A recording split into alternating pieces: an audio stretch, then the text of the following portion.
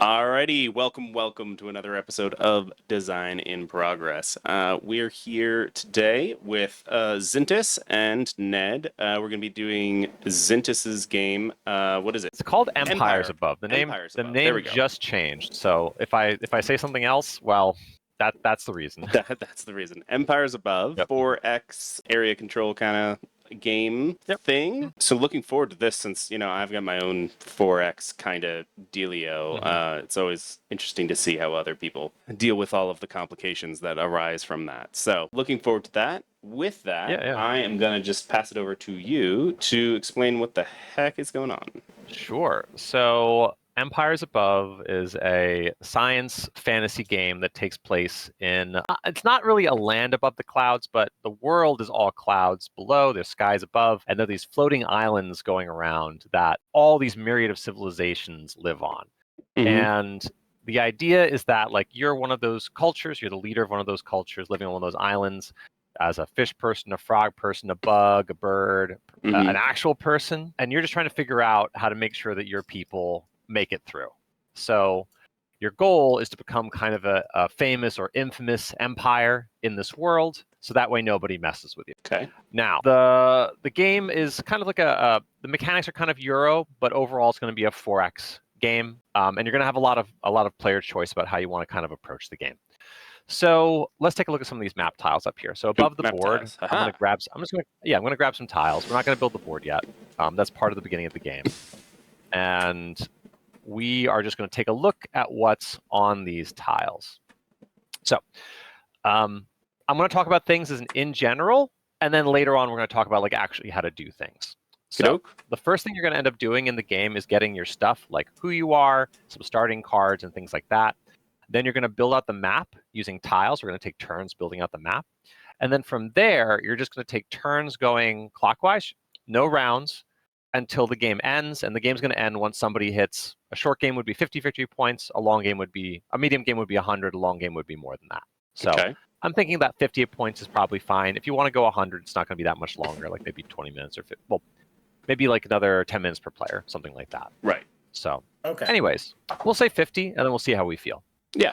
So the way you win the game is that the first player to pass that victory point threshold, so let's say 50, that's going to be their last turn. Every other player gets one more turn, and then the game's over. Whoever has the most points wins. Okay. So you're trying to get to that point. Once you get there, everyone else gets a turn to catch up, and then that's it. There is one other way to end the game. So if, for whatever reason, a player has had all their pieces removed from the board, from combat, from some other weird event, then the game is immediately over, and the player with the most pieces on the board wins. So points don't matter if someone gets eliminated. Okay, so that's it's there. It doesn't happen too often, but just in case, the game will just be over. It's hypothetically possible. It happened once to me. Everyone decided that they wanted to see what this new rule is going to do, and I got eliminated, and it was fun. So let's take a look at these tiles over here. So what's happening here is that the board is going to be made of sky tiles, which is sky, clouds, thunder, and storms. Okay. And these generally don't have that much interesting. Oh, I need to update these. Whatever, it's fine. They don't have that much stuff going on them, and they kind of act as buffers on the board. Most of the game is going to be played on these island tiles. Okay?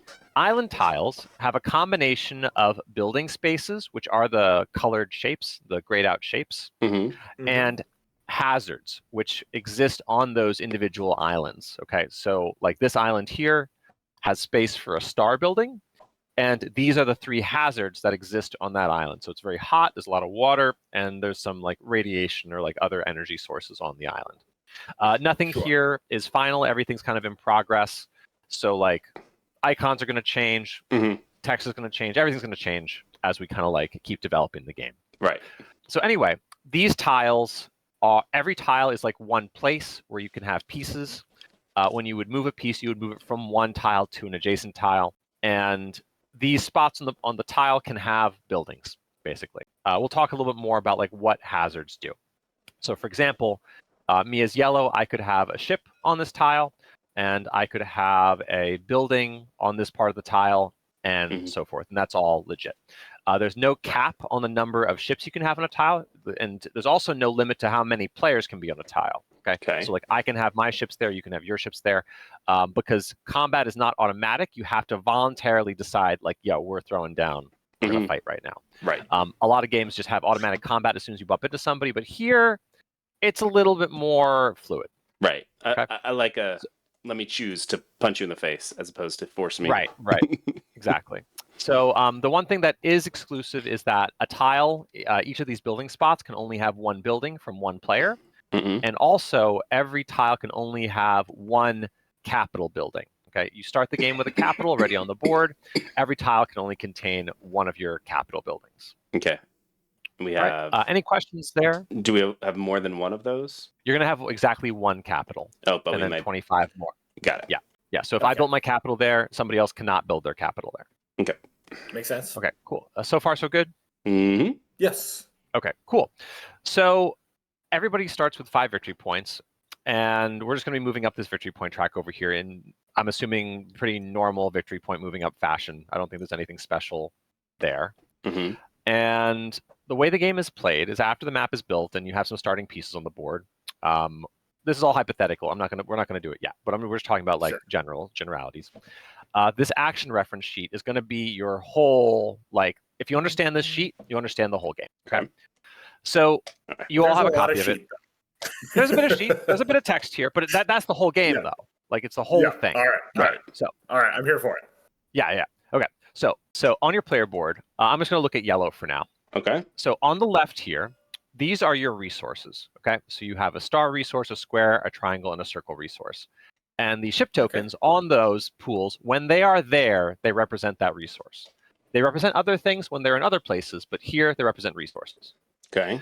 On the right side of the board, these are all your buildings. Okay. And as you play the game, some of these buildings are going to go down onto the map, onto spaces, revealing those same icons. And if you would ever gather that icon, you would then just go in your bag and put those tokens on your resource pool. Okay. So if I gathered stars, I would get 2 stars. Your capital produces 1 of everything. Okay. So you want to have your capital down. Getting it destroyed is misery. You want to rebuild it as soon as possible. Okay. So yeah, these are your buildings. They go down. These are resources. You spend them. You also have on the left, as you get politics cards, you're going to keep them here. As you get notoriety, you're going to keep it there. And as you get encounter tiles, you're going to keep them there. There's not much else, but it's just a place for you to keep things. We'll talk more about what those are later. Cool. So the other part of your player board that matters a lot is this actions row. And then at the bottom, there's an achievements row. So the way the actions row works is that this is like your, these are all the 7 things that you can do in the game. And they are on this action sheet. Okay? So these actions on your board correspond to these actions on the reference. Okay. So the way the game is played is on your turn, you grab a token from your bag and you pick an action to do. And you put your token on the action and then you do it. Okay. If a token's already there, you cannot do that action unless something in the game says otherwise. And very broadly speaking, you do a bunch of actions. Like one turn I do this action, the next turn I do that action. At some point you're going to govern, and that's going to move these tokens down to your achievements track somewhere. Okay. Then that opens up your actions to be taken again. Okay. We're talking we're still kind of high level right now. We're not going in depth. We're just priming your brains to understand how the game is going to work. Yep. The way achievements work is that once all 7 achievements are done, you immediately clear it off, and then you keep going. Like if you have to do another achievement, then you just mark that one as well. Okay. So let's talk about these actions. It can only be marked once. They can all be marked once until they've all been marked. It's cleared. Then it clears, and then you can do it again. Okay, cool. Beautiful. All right, makes sense. Yeah. Yep. So the first act, I'm going to say what the actions do really broadly, and then we're going to figure out what they do. So explore moves your stuff. Military reinforces your stuff and then fights. Research lets you play tech cards. Politics lets you play politics cards to get them ready to be played, okay, because they get played in another part of the game. Build lets you put your buildings down. Produce gathers all your stuff. Govern scores you points. Okay, so move. So basically, so the things that we have to note here is that all these actions do something different. None of these actions overlap. So if you want to do something, you got to do that action, and if you just did it, you can't do it until you've governed, and reset. Right. Okay, cool. So explore. The first 4 actions, the way they work is that you're going to gather the corresponding shape. So explore is going to gather my star resource. So let's just hypothetically say this is my board. When I explore, I look at all my open stars. I have 1, 2, 3 of them. Okay, so I grab 3 tokens from my bag, put them on my star pool. Okay, my exploration pool. Right. Then, according to this board, I'm going to gain these movement symbols. Okay, so on your board, you have 1 movement symbol to begin, and you can get more over the course of the game. Okay, so you're going to gain 1 of those symbols, and this is kind of a resource that you're just going to spend this turn. And if I want to spend stars, I can gain my movement symbols again. Okay, in the beginning of the game, basically every star becomes 1 more movement, but if I had 3 of those symbols, every star would become 3 more movement. That make sense? So this is not well, yeah. Just to clarify, when you're gathering star, it's saying gather 3 because that's how many are here. But paying star is just pay 1 star to get your movement again. Okay. Yeah, you may pay. You may pay a star to gain movement. You can do it repeatedly. Okay, to get these movement points. And let me grab the map and bring it over so we can take a look at what's going on here. So the reason movement points are important is because whenever you have a bunch of ships somewhere, so let me grab a couple and put them in a little stack. So let's say I have a bunch of ships here, and I want to move over here. So most tiles cost 1 move to go over there, and when you pay that movement, you can move any number of ships from 1 tile to the next. So all these ships moving over was just 1 movement point. Okay? And you can do that any number of times over the course of the turn. But some tiles cost extra movement points, like these clouds. See how there's a little red rocket there? These clouds make it harder to navigate, so they cost an extra movement point to get up there. The thunder is 2 movement points, and the storm is 3 movement points extra. So let's say I have these ships here, and I want to explore everything around me. If I want to send 1 ship over here, it would cost me 1 movement plus 3 more. Okay, so 4 movement total. And because right now I'm really bad at moving, that would cost me 3 more resources. Because I said in the beginning, you gain your movement points, and then you can gain them again by paying stars. So it would cost me 3 more star resources so to it move is into this spot. Oh, okay. Oh, because you're gaining 1 more move for each of those. Yeah. Okay. Yes. But as the game progresses, if you have like 2 of these little movement icons, then every time you pay a star, you'd gain 2 at a time, or 3 or 4 or whatever, however many you happen to have. Right. Okay. And do keep in mind that you can move any number of ships from that spot to that next spot. Okay. So it doesn't have to be 1. It could be 7. It could be whatever you want. Okay. Making sense so far? Yep. Yes. Yep. Cool. And you don't have to just move 1. Like if I want to move like 3 of these ships over to this adjacent spot, that's 1 movement point. And if I want to move them to the clouds, that would be 2 more movement points. And it doesn't have to be all of them. It could just be a portion of them. It's just whenever you're moving something to the next tile, it's just you're gonna do that transaction. Yep. Okay. Of paying movement points. So yeah, you do a bunch of moving. The board is gonna start with these encounter tiles on it. And I have not updated the back of the encounter tiles. We're still in hard sci-fi land for that. But encounter tiles, the way they work is that at the end of your movement, you're going to reveal them tile by tile or text by hex and just do what they say. So most tiles are going to do something either neutral or annoying or positive, but nothing strictly bad. So like you're not going to like blow up all your ships and lose a hex or lose 5 points or something like that. That's not going to happen. Right. But like there might be a neutral building there. You might have a chance to make a transaction. Somebody else might show up there. Somebody else might get a piece there. Also to note, at the bottom of some of these tiles, there's going to be, these did not get updated. Anyway, so they're going to tell you like what to do, whether to place neutral stuff or whether to do some kind of transaction and so forth. Once you do it, you keep it next to your player board because they're all worth points. Okay, and there's only going to be 1 on many of the hexes. So you're trying to gather up as many of these as possible because all of them are worth points during the game. Okay. So these are goodie huts. These are civilization goodie huts. Yes, exactly. Yeah. Okay, and cool. Sometimes they're going to be annoying, but you always want them because they're always a point. Right. So sometimes it's barbarian spawn, but you can farm them for experience or whatever, Yeah, exactly. You can trade with them. You can fight them. Whatever you want. Yeah. So, all right, cool. So that's movement. The second one is military. So the way military works is you're going to gather your square resource. Mhm. So in my case, I have one for my capital and one for this building. So 1, 2. Right. The way military works is that you have a combat bag that starts the game with 2 of your tokens and 4 miss tokens. So they all get dumped in your bag. And we haven't talked about combat yet. But the first thing you do with military is that you can just place these resources into your combat bag if you want. Okay. And that improves your ability to hit things or shoot at things. So let's say I want to place 2 in the bag. I dump them in. And now I have 4 and 4 in there. My combat has improved. Yep. The other thing you can do is each of your ships on the board can get reinforced. So you'll notice on the board here, it's going to have a keyword. The keyword is called deploy. Deploy means that if you have a piece on the board of a certain type, you may place another piece on the board next to it on the same hex. Okay. So in this case, your ships may deploy a ship by paying 1 square. And because the ship token is this kind of generic token, I can just literally just take the token off my resource track and put on the board, and bang, I just put a ship down. Right. And I can do that at every location for every ship. So far, so good. You don't. It doesn't matter what resource you're paying. All the resources are equivalent because they're all represented by ships. So I am paying a square for the privilege. Probably there's going to be technologies that will upgrade, but I'm paying a square for the privilege, or my square is directly turning into a ship. Your square is turning into a technically is the first one, but in a practical sense, your square is turning into a ship. Right. Okay. So you can just grab this off your square track and put it on the board. If you run out of squares, you can't do it anymore. Right. Great. Okay.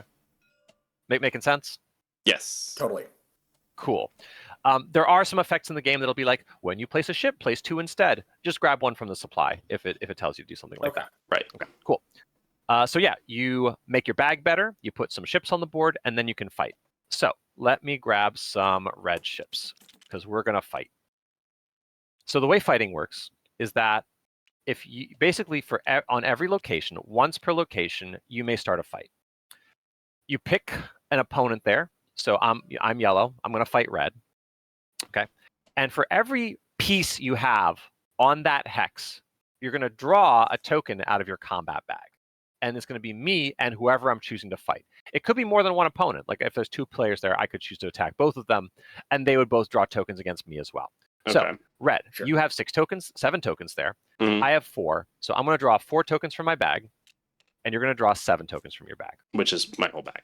Which is your whole bag. Yep. Right. Exactly. So I drew very poorly. I got 1 hit. And what that means is that if on the side of my board down here, I have that 1 movement icon, but there's also 1 attack icon and 1 defense icon. Right. So this 1 hit is going to generate me 1 attack because I happen to have 1 attack right now. You have 2 tokens and you have 1 attack. So you're doing 2 attack to me. Okay. Once you have that total amount of attack, you may remove ships, then buildings, then capitals, whose total defense is up to the amount of attack you have. Okay. So in the beginning of the game, everything's 1. So you may remove 2 of my ships from there, and I may remove 1 of your ships from there. So I'm going to remove that. You're going to remove 2. Okay. And because we just had a big battle in the sky and everybody saw it, we're now famous. And for every ship you destroy, any piece you destroy, you gain 1 notoriety, which is a little pool on the side of your board here, which is also ships. You start with 2 notoriety at the beginning of the game. You destroyed 2 of my ships. So you're going to gain 2 more notoriety. You are now more famous than before. Okay. I also had 2 notoriety. I only destroyed 1 ship, so I get, that's the wrong bag. I get slightly more famous. Okay. And once every round of combat is done, you put everything back in your bag and get ready for the next round of combat if there's another round of combat. Okay. So those all go back in. After each hex, you reset your bag. After each hex, you reset your bag. Okay. So yeah, you have 2 tokens out of 6. You hit a third of the time. If you have 10 ships somewhere, your troops are not trained well enough to do maneuvers with 10 ships. So you would only ever get 2 hits. So to make your stuff better, you would need to kind of build out your combat bag. Yep. Okay, cool. So we talked about moving. Cool. We talked about fighting. Let's talk about tech cards. So I'm going to deal with the cards that we're going to play with in the game, just so you all have something in your hand. So I'm going to deal, bang, bang, deal these, bang, bang, and deal these, bang, bang. Okay. And then I'm going to put out a couple tech cards just so we can all admire them. So these are tech cards. You have 2 of them in your hand. And the way, oh, they're turned sideways in my zoom in. Okay, whatever. We're over here. So tech cards have a left, a right, and a center. The right always costs 1, the left always costs 2, and the middle always costs 3. The right side helps you build places. The left side makes your units better. The middle is always something wild and crazy, and it's the only thing in the game that does that. So if you want to do it, you have to play that card. Okay. When you play the tech action, the research action, you're going to gather triangle resources. So my board has 1, 2 triangles. Bing, bang. I put them in my pool. I have 4 triangles in my pool. So I can play the tech as many tech cards as I want, and paying that many depending on its modality. So for example, I could play this right side over here to gain this hazard symbol, and now I ignore this hazard everywhere on the board. Or I could play 2 resources over here to place this as an upgrade. Okay, so I'd pay 1, 2 for that, and I would pay and now all 1 your ships for this hazard. Now your everything has +1 defense. Yeah. Right. So now it's 2 points of attack to remove my ships, for example. And there's one. The left side is always either attack or defense or movement. The right side is always a hazard. Okay. And in a perfect world, they would tuck under the board and there'd be a divot here and blah blah blah. But this is TTS, so we're gonna deal with it. It's possible in TTS. I can help you with that later. I know how to do it. Okay. I've tried, and it is a hassle. The boards have too much stuff on them. It just blows everything up. Yeah. So we're not going to even try. Okay. Anyway, yeah, the right side's always a hazard, so it makes it easier to live. The left side always makes your ships better. The middle's always something crazy, and the cost is always right 1, left 2, middle 3. Okay. Right. And yeah, you can play as many of them as you want. You can tuck as many of them as you want. And after you're done playing them, you draw 2 more and then 1 more for any more triangles you want to spend. So you're always going to have at least 2 tech cards, and you could invest in more options later. Got it. Yep. So play them and then draw them. Okay, cool. The next one is politics. Politics, the action itself, not much happens, but there is a token in the board called the Hegemon Scepter. This guy's like the leader of the council, and the first player is going to be the person who starts with the scepter. You are the person who runs the channel. Here you go. You're going to be going first this game because I said so. Yay. So the way it works is that, except for the first turn, at the start of each of your turns, you're going to pick a politics card, and that person's going to play the card. We'll talk about the details in a second, but that's the gist of it. Okay.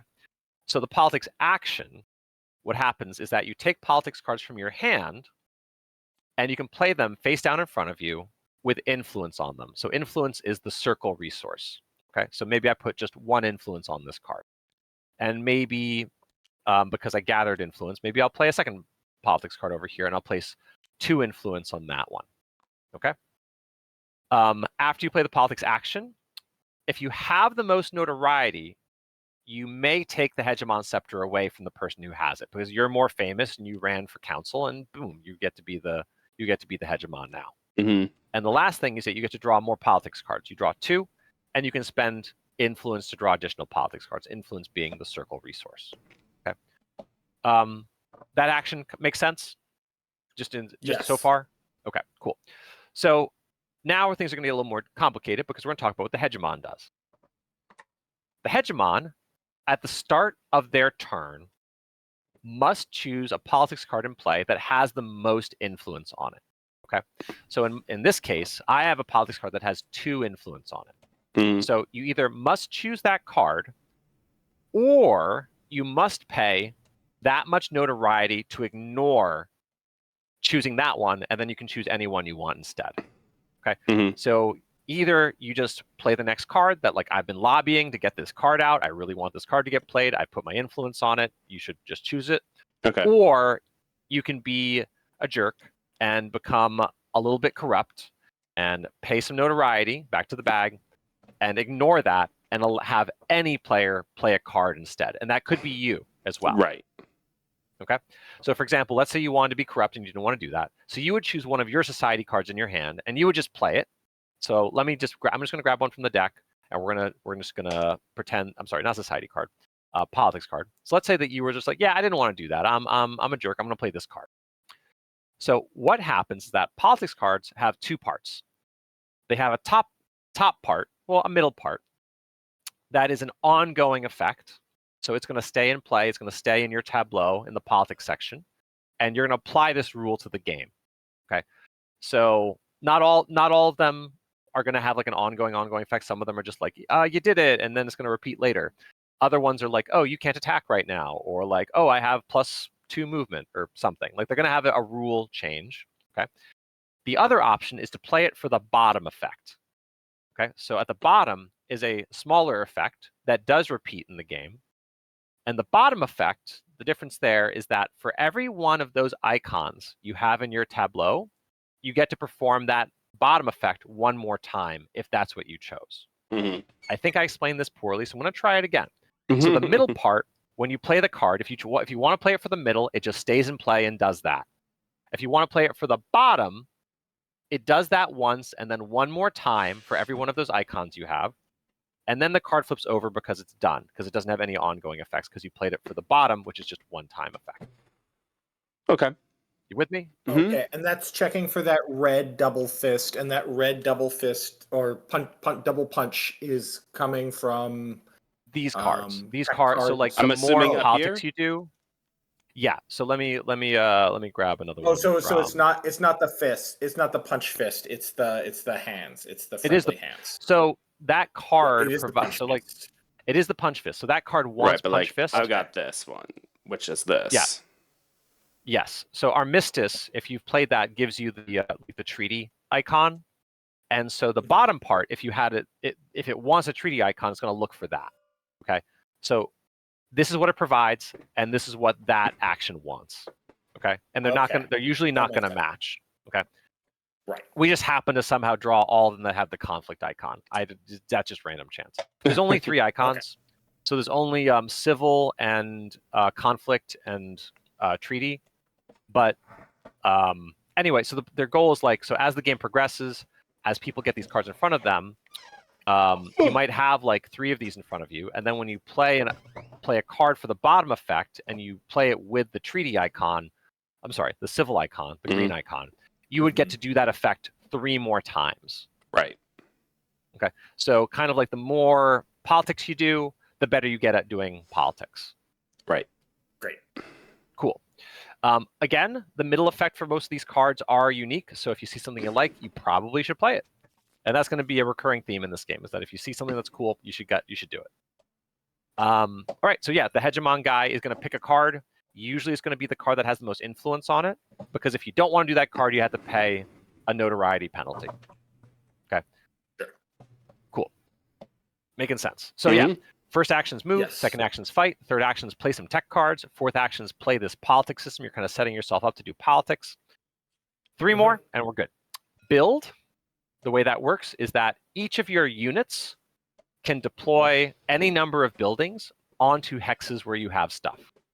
The way that works is that you choose one of these building spots, you pay 1 of any resource. So that could be a star, a square, a triangle, or a circle, plus 1 for every hazard there, and then you place that building down.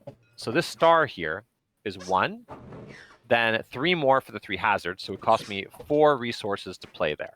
And I can place a star down. Right.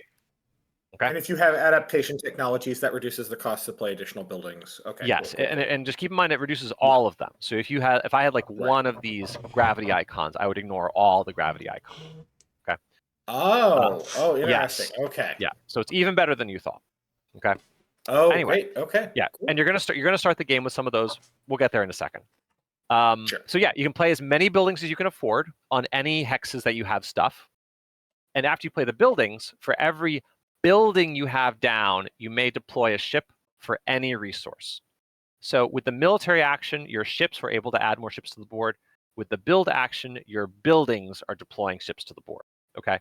And the difference is that the build action always uses any resource. So it doesn't matter what kind of resource you're using. Just like I could use 2 stars.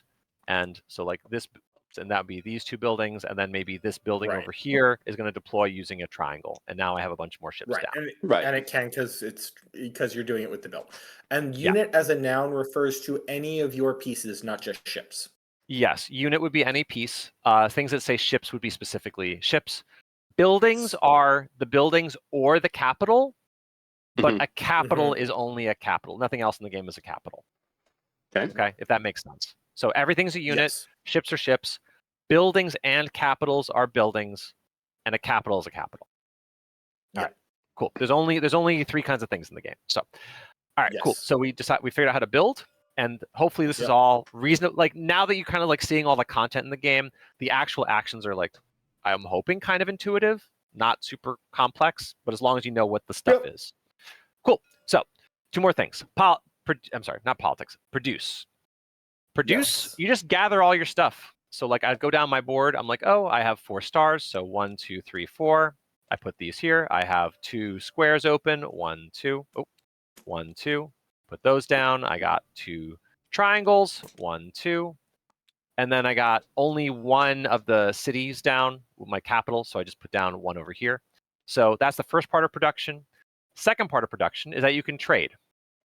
The way trading works is that let's say you had a building over here and a building over there. Trading is that you make so each of your units may choose a different enemy building. Okay, so in this case, one of my units here would choose your square building. The other one would choose the circle building. So for each one of those pairs of my unit, could be anything, and your building, we can trade. When we trade, I get a resource of any kind I want. You get a resource of any kind you want. And I get a notoriety because I'm becoming a famous trading tycoon. Right. Okay. So I would get a resource. I want more triangles. I would get a notoriety. You would get any resource of your choice, Mr. Red. Okay. And because there's 2 of them, I would get to do it again, and you would get to do it again. So I would get 1 more notoriety, 1 more resource. Now, the things that you can trade with anybody. So like I could trade with green, I can trade with red, just as long as I am visiting their building. It's my piece and their building. Okay? Okay. Making sense? So hypothetically, could you do building and building, or it has to be a ship? Yeah, you could. Yeah, you could do buildings building. or units. Right. Yeah. I just wanted to buildings or clarify. units. Yep. Yeah, but it does have to be their building. Like you can't just have ships hanging out with other ships moving stuff around. Like your ship's got to go visit Your the people ships that you can want trade to with sell. their building. Yeah. Yes. Right. Yep. So there Your is ships possible can to trade with have their like buildings. unilateral trades where like my ships visited your stuff, but like your ships did not visit my stuff. So I'm trading with you, but you're not trading with me because you didn't send your stuff over. Right. So, but it's still beneficial. You get a free resource out of it. Right. Anyway, cool. So that's produce, and there's 1 more action. So govern is the last action, and let's put a bunch of tokens down on my board so we can just see what this is going to look like. Let's just do these 4.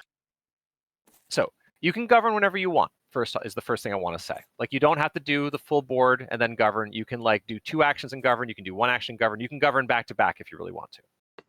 Right. The first part this of is govern. like the Concordia pickup cards thing. Yeah. Yes, exactly. That's what it actually originated as. It originated as that, and then I'm just like, I want to use ships for everything, and now we're using ships for everything. So yeah, it's the Concordia thing. And when you govern, the first step is to play a society card from your hand into your tableau somewhere. So society cards are, you start with 2 of them in your hand. We're going to start with 1 of them in play. The thing about society cards is that on the left side, they're going to have a letter, okay? And this letter means that they're a type of society that's mutually exclusive. So like I can be conniving and diplomatic, but I can't be like communist and capitalist, for example. Okay. So if you see a communist and a capitalist card, those are going to be the same letter, and they're not going to let you play both. When you play a new card of the same letter, you got to lose the old one. Okay, so like so you can't I could be conniving and diplomatic. Yeah, but you could be like you could be warlike and militaristic. That sounds great. Yeah. You could be plutocratic, but you can't be plutocratic and communist. You could have a plutocratic stratocracy and so forth. There's a bunch of letters, right? But you'll figure it out basically. So anyway, you play one of these cards. They give you an effect. Sometimes it's a every turn effect. Sometimes it's a when you govern effect. Sometimes it's when something happens effect. You'll read them. You'll see what they do. They're all unique. Some of them give you resources, like Stratocracy gives you an extra star when you would gather resources. So that's cool. Yeah, so you're adding to your little tableau. You're kind of evolving your society over time. Second step is that you're going to be moving your action tokens down to your achievements. So you don't have to move them straight down. You can move them to any achievement. Okay. So let's say I want to move it over to the first one. So this is 1 point for every 2 notoriety I have. So you start the game with 2. I got into a fight, so I gained 1 notoriety, and then I traded twice, so I gained 2 more notoriety. So I have 5, but that's only good for 2 points, because for every 2 notoriety, I would gain a point. So whenever you gain a point, you just move your token up the board. So I gained 2 points for scoring this first one. Good so far? Makes sense. Okay, cool. The second one is a point for every encounter tile I've claimed, but I haven't done any of that because whatever. If I had 5, I would gain 5 points, for example. The third one is 2 points for every politics card I've played. So red got a politics card before. They would have claimed it. It would sit in this little pile over here, and that would be 2 points for them. This includes both ongoing effects, which would be face up, and the one-time effects, which are kept face down. So it doesn't matter which way you used it. As long as you played it, it's going to be added to this pile, and it's 2 points per card. Okay. The last 4 are all about control. So, control and presence. So this one is 1 point for every hex where you have something. A building, a ship, a capital. As long as you're there, you get a point for having something there. Okay? So this is kind of a point for everywhere you spread. This is you want to spread around. The next one is 1 point for every hex that you control. And control is a keyword that means that you have the most stuff there. So if I have 5 ships and you have 3 buildings, I control it. If you have 5 buildings and I have 5 ships, nobody controls it. Okay, you have to have the most to control it. And do note that it's just quantity, it's not quality. So if you have ships that have 10 attack and 10 defense, but you only have 1 of them, my 2 dinky ships control that hex. Right. Okay. Right. So this is 1 point for every hex you control. The next one is 1 point for every 2 buildings in hexes that you control. Okay, so that's my buildings, that's your buildings, that's capitals, yeah, exactly. whatever you want. I might be like, hey, your territory needs to be defended better. I'm going to send in some ships to make sure that you are well defended, and then you get points for controlling that hex. The last one is 5 points for every capital that you control. At the start of the game, everyone starts with a capital, and there's going to be a neutral capital in the middle of the map that like you guys can all fight over, try to control. Okay. Making sense so far?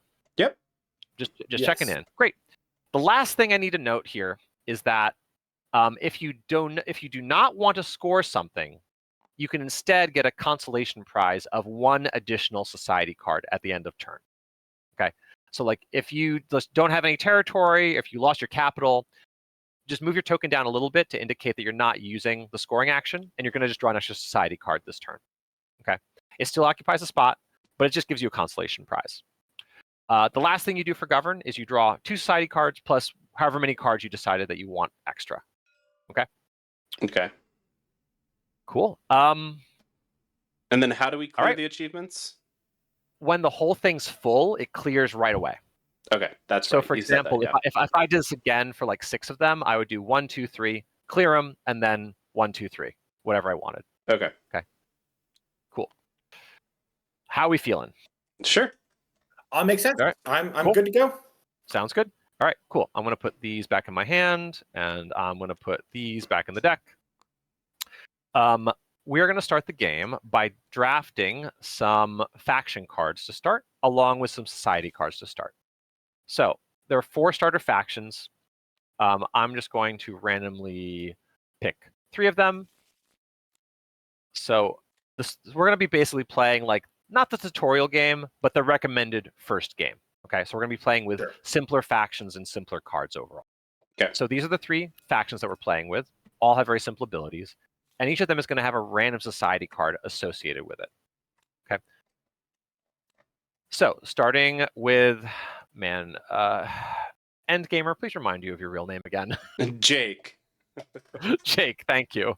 I said I was gonna be like John, but like it's not John. It's I know close. it's not John. My brother's name is John, so. Okay, cool. Anyway, so you're gonna pick one of these 3 pairs, whichever one you want, and then Ned's gonna take the other one, and I'm gonna take the last one. These bottom things here being that we could ignore these. Yes, exactly. Great. Interesting. Yeah. So the different bugs like to live in different areas. So these guys like storms and deserts. These guys like lightning and fire or hot areas, and these ones like jungles and water. Yep. And you're taking the top bottom pair, so you have Top to be and the bottom isolationist pair. So like any. these are isolationist any, or the communist Bolo, or the bureaucratic grab Onaya. these fools. Okay. Yep. Cool. And Ned. Oh, Ned's green. There's no blue. Sorry, let me look at my hand. Yeah, please. Those. I'm gonna do the any. Okay. Great. Anybody want to play these bugs? I do.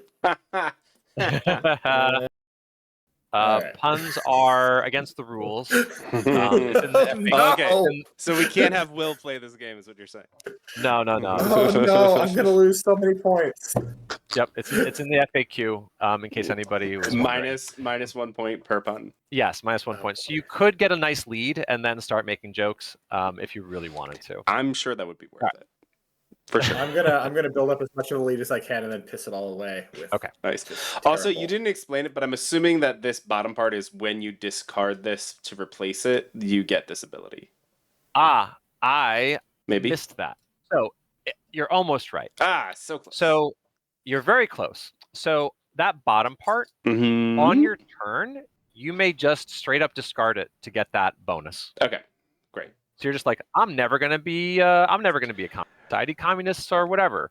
You can discard the card and get whatever that bonus effect is.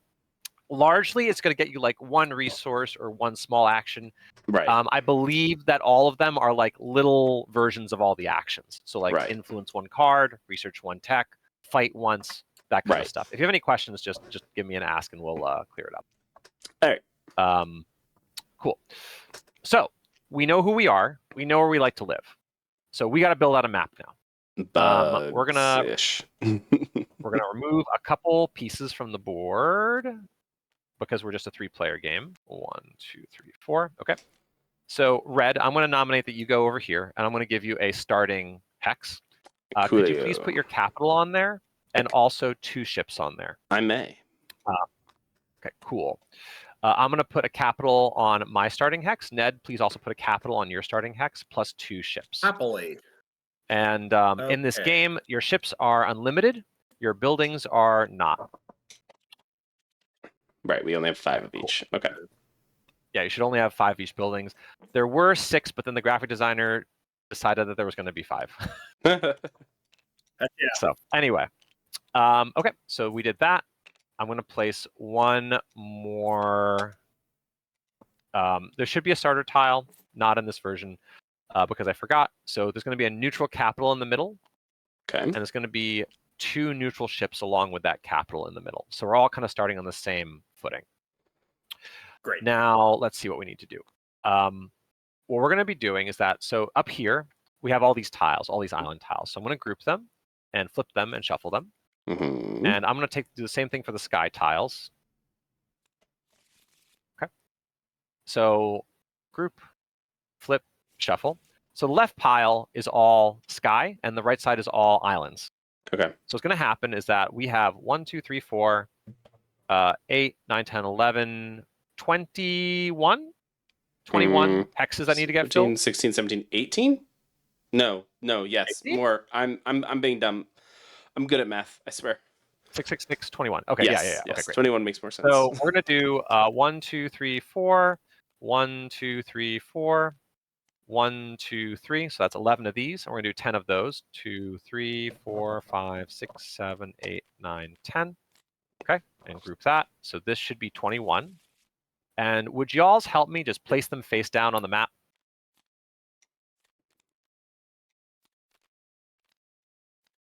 Sure thing. Okay, great. All right. Okay, cool. So we have a split of 11 islands and 10 sky tiles. Now, everyone's going to get 1 island and 1 sky tile each. So I'm just going to make little pairs. So just draw them into your hand. Okay. All right. And starting with Jake and going clockwise, we're going to take turns picking a tile on the board and doing one of 2 things. You can either just flip it over and whatever's there is there, or you put a tile from your hand face up there and draw that tile into your hand. Okay, so tile from hand goes down and replaces it, gets replaced, or you just flip it over. Okay, cool. So red, you've played Twilight Imperium, I'm assuming. You've played a bunch of strategy games. No advice, just do your thing. I'm gonna go. Oh no, sorry. Whoops. I'm gonna go with that. All right, cool. And that's because your faction likes water and it likes green stuff, and this tile has a lot of water on it. So these islands are very easy for you to live on. Right. Okay, great.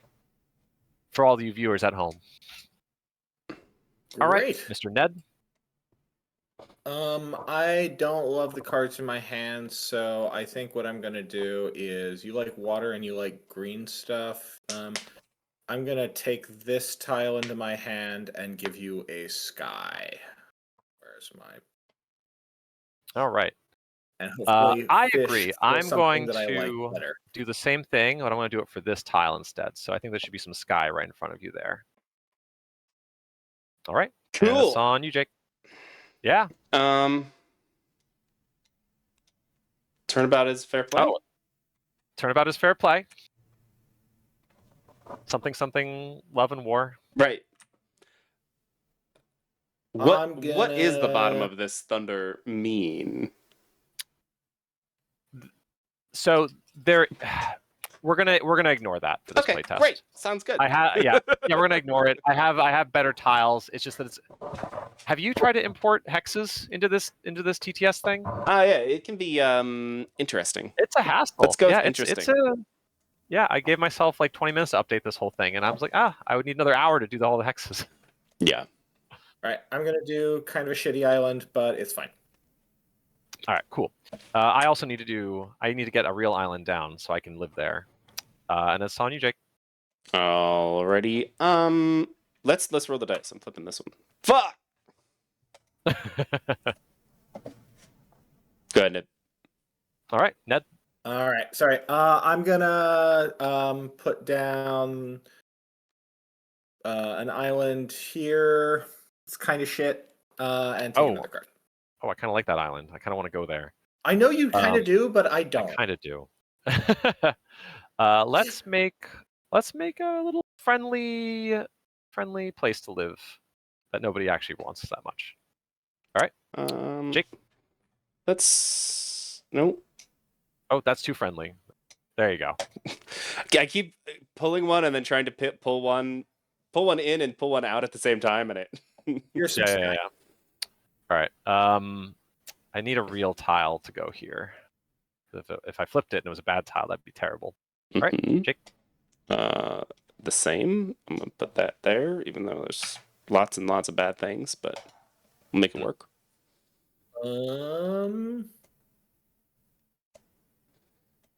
Here's some clouds. Cloudy day.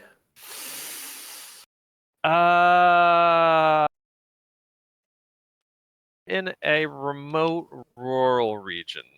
So rural. Rural. We're gonna let a rural juror. Yeah, that was a good flip. Nice.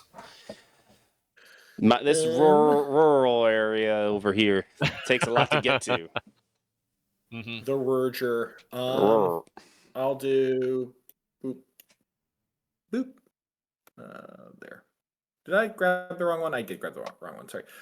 That should be there. This should be here, and this should be there. There. We go. Right. That was there before. Yep. Yeah. Okay. Cool. Yeah, that was there before. You good? You good, Ned?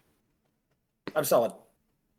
Okay. Cool. So I think that we found you're out in the sticks. You don't live near nothing. Not a thing. Not a blessed thing. All right. It's you and then me, and then that'll be it. let's grab this fellow and put an island there, even if it's not my favorite. All right, let her rip. Yeah. Okay. All right. Nice. You All right. no longer need Just the hex tiles help. from your hand, so you can just throw them away over here. Into the garbage can with them. Yep. I would fling them off the table in rage, but Yes. that's fine. I got a bunch of real shit planets. Okay. Or cool. shit So islands. just keep in mind that only explore moves your pieces. Yep. Oh, we need to put some encounter tiles down. So every hex that has that's an island gets one of these tiles on it. Okay. Face down. Not your starting tile and not the center tile. And you gather those by moving into them? Yeah, when you move in, at the end of that turn, you're gonna flip the encounters one by one and like see what's there, basically. Okay. Cool. All the encounters are down. Mm-hmm. Yeah, so I'm feeling good. It seems like you guys have played games like this before, so that went I have. pretty smoothly. So start of the game, Jake's gonna go first. You're gonna not do the scepter on your first turn. Every turn after that. Every turn after that. And just the things to keep in mind is that movement is always 1 point for the next hex. Some hexes are an additional point, like clouds and storms and stuff. And I'm sorry, storm does not get an encounter tile. You just kind of like pick the things you want to do. There's so many encounters over by Ned. Holy shamoly. Yeah. Alrighty. Well, I think that I am going to start with explore. Okay. So that gets me a star. I am going to move both of these guys here. And then I'm going to pay 1 star to move again. Yes. Oh, wait. And I got an extra star because of my class ability or race ability. Let me just... Yep. So I should have 3 because I would have 4 and I'm spending 1 of them. And then I'm going to move... You would have had 4 and you spend 1. Yep. Great. And this one's going to go over here. Yep. And then I'll grab both these encounters and resolve them. One by one. Just flip it over, see what happens. All right. Place a science building on any island here. Science building. Yep. Okay, so it doesn't Can need that to... violate stacking requirements? Say that again? If that was could it violate stacking? So if I had nothing that had a triangle, could I put something on a non-triangle space? Right. This one says any island specifically. Right. So I could hypothetically do like this. Yes. Yeah. Right, which I'm actually going to do this because this is hypothetically slightly easier for me. Want? Yep. Okay.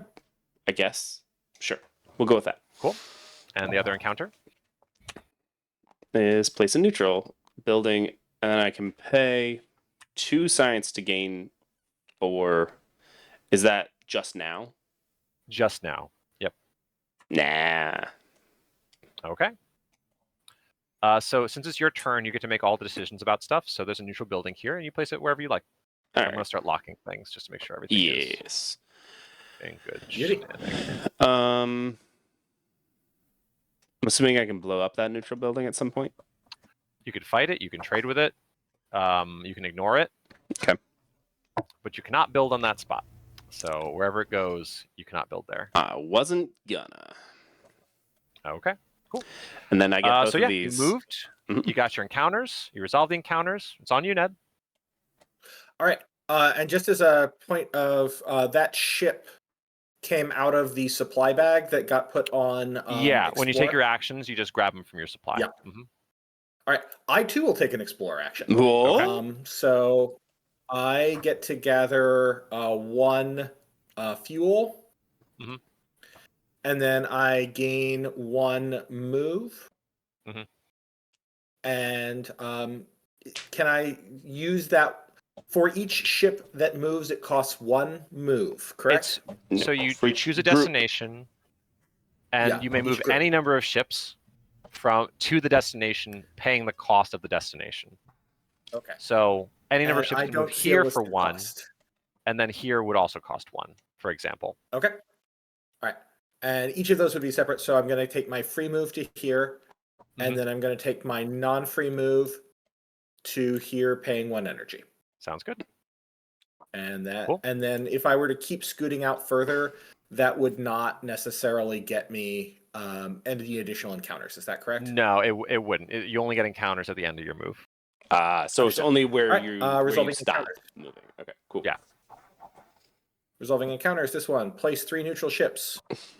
Yeah, heck, I'll pay 4 money. I'll pay 2 politics money and 2 industry money to buy those ships. Nice. Great. So I get 3 ships. Pretty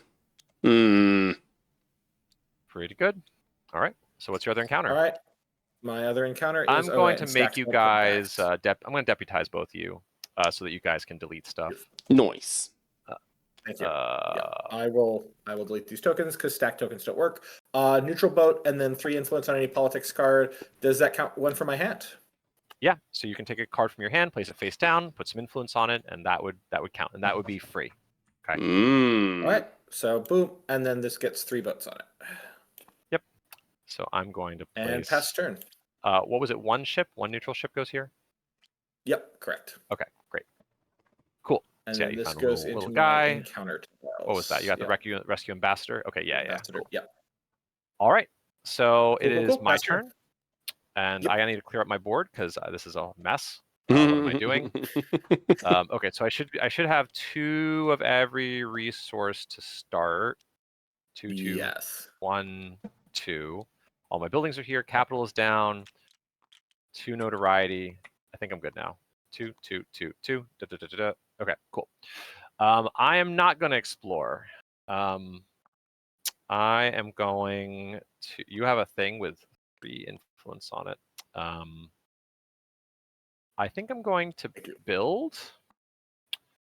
So I'm going to build here for 2 resources. So circle, circle.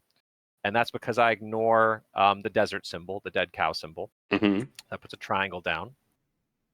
And I also have the storm or the tornado symbol. So I could place here for 3. I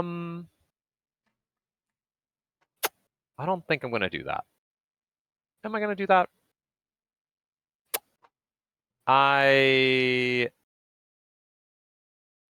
am going to do that. 1, 2, 3. And that will place me down a star. And now I can place down just ships from any resource. So I'm just going to place down 1 ship, 1 star resource as a ship. So that's my build action. And it's on you, Jake. Alrighty. I think I'm going to follow in your footsteps and build. Let me try and muddle my way through this. Sure. So each of them can put a building on any empty islands, paying the money cost. You can basically place as many buildings as you can on hexes that you have anything. Right. So this would only cost me, like, to build here would cost me 1, basically, because of my abilities. What you have 1 hazard, right, and only 1 cost. And so it's always a base of 1, and then the hazard. Always a base of 1 plus 1 first 1 per hazard. Yeah. Okay. But it can be any resource. Any resource can be spent. Yep. And when I build, I don't get anything. Okay. So 2, I'm gonna give 2 influence and build on that. That was a square. Yep. 1 to build on this triangle. Oh yeah, that's pretty good. Okay. And I'm gonna give 1 square for that to build a triangle there. And then I gotcha. I'll fix that in a second. And then this other one was what else do I ignore? You Green ignore bugs and water. I think I do want to build here. I think I want to build the square, so it's going to cost me 3, which is a heck of a lot. but I got fuel for days, so I'm gonna do that. And it was a square. I have a technical question. Yes. If you look at the bottom of my You know card, what? there's I ignored thunderclouds as Yep. the any. I see literally no thunderclouds anywhere on the blessed board. That's a good question. Let me just make sure that I didn't mess up the iconography because there was an update. Hold on. I believe it's that the radiation symbol has become thunderclouds once we went science fantasy. Okay. Let me Okay. double check. Okay. I'm Because I was looking, I'm like, boy, it's real slim pickings for me. I'm also slightly changing my plan. Sorry.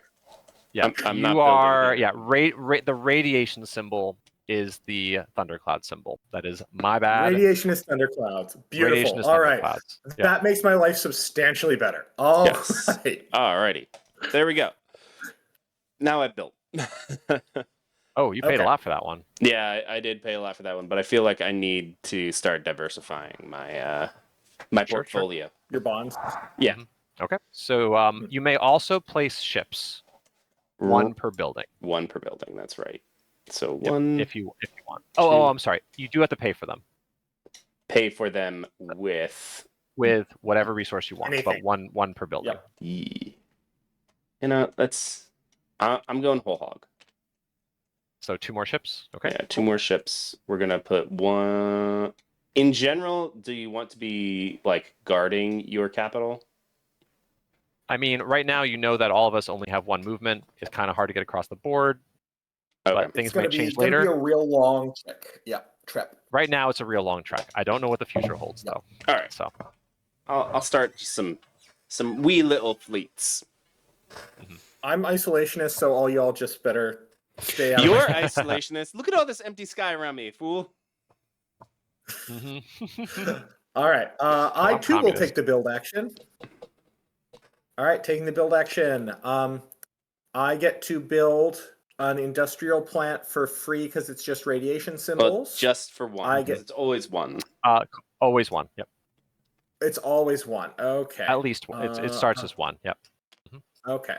I will build an industrial plant then for 1. I'm going to build a industrial plant in my capital for 1 because I ignore the 2 fire symbols and I'm paying the 1 for that. And so that'd be 2. 2. It would be 2. Okay. 1 plus the hazard. Yep. 1 plus the hazard. All right. In that case, yeah, sure. I'll still do that. And then, is there anything else that I can build for free and or cheap? I don't think so. All right, pass turn. Okay. You could place ships, but you only have 1 resource left, so that's on you. Yeah, I'd prefer not to. Yeah. Okay. Cool. Yeah. I have. Let's see. I have 2 triangles, and I don't live anywhere yet, which is bad. I'm going to research. So I'm going to gather 2 triangles because I have 1 science building down. And I'm going to play my tech cards. So I'm going to play this card for movement. I'm going to play this card for movement. So my movement is now 3. And we're going to lock those. And I'm going to draw just 2 more tech. So that's all my tech. I'm going to draw 2 more tech cards. And it'll be on you, Jake. I'm just want to clarify. If I'm allowed to mark 1 achievement a second time, am I scoring it a second time? Yeah. So you would, when you are marking your achievements, if it's marked, you may mark it a second time before clearing your stuff. Okay, cool. I see. Okay, that makes sense. Yeah. And then you would score it, or you could get the extra society thing for it. Yeah, or you can get the extra society card. Yep. Or you could get hypothetically 2 societies. Okay, just you're gonna be getting like 5 points. You're not gonna spend it on a society card. You want the society card, right? For sure. Yeah, yeah.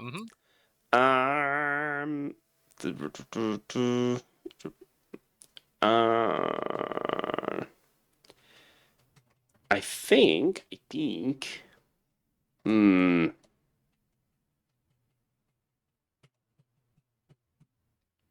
Just thinking through what actually makes the most sense here. I'm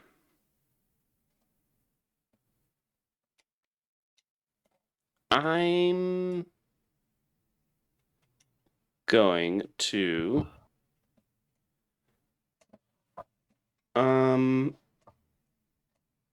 let's do some politics. Oh, I totally forgot that you are the hegemon. Oh yeah, I've been starting. And you need to do something with this card over here. Either ignore it or play it. So I have to play it. You the only one, right?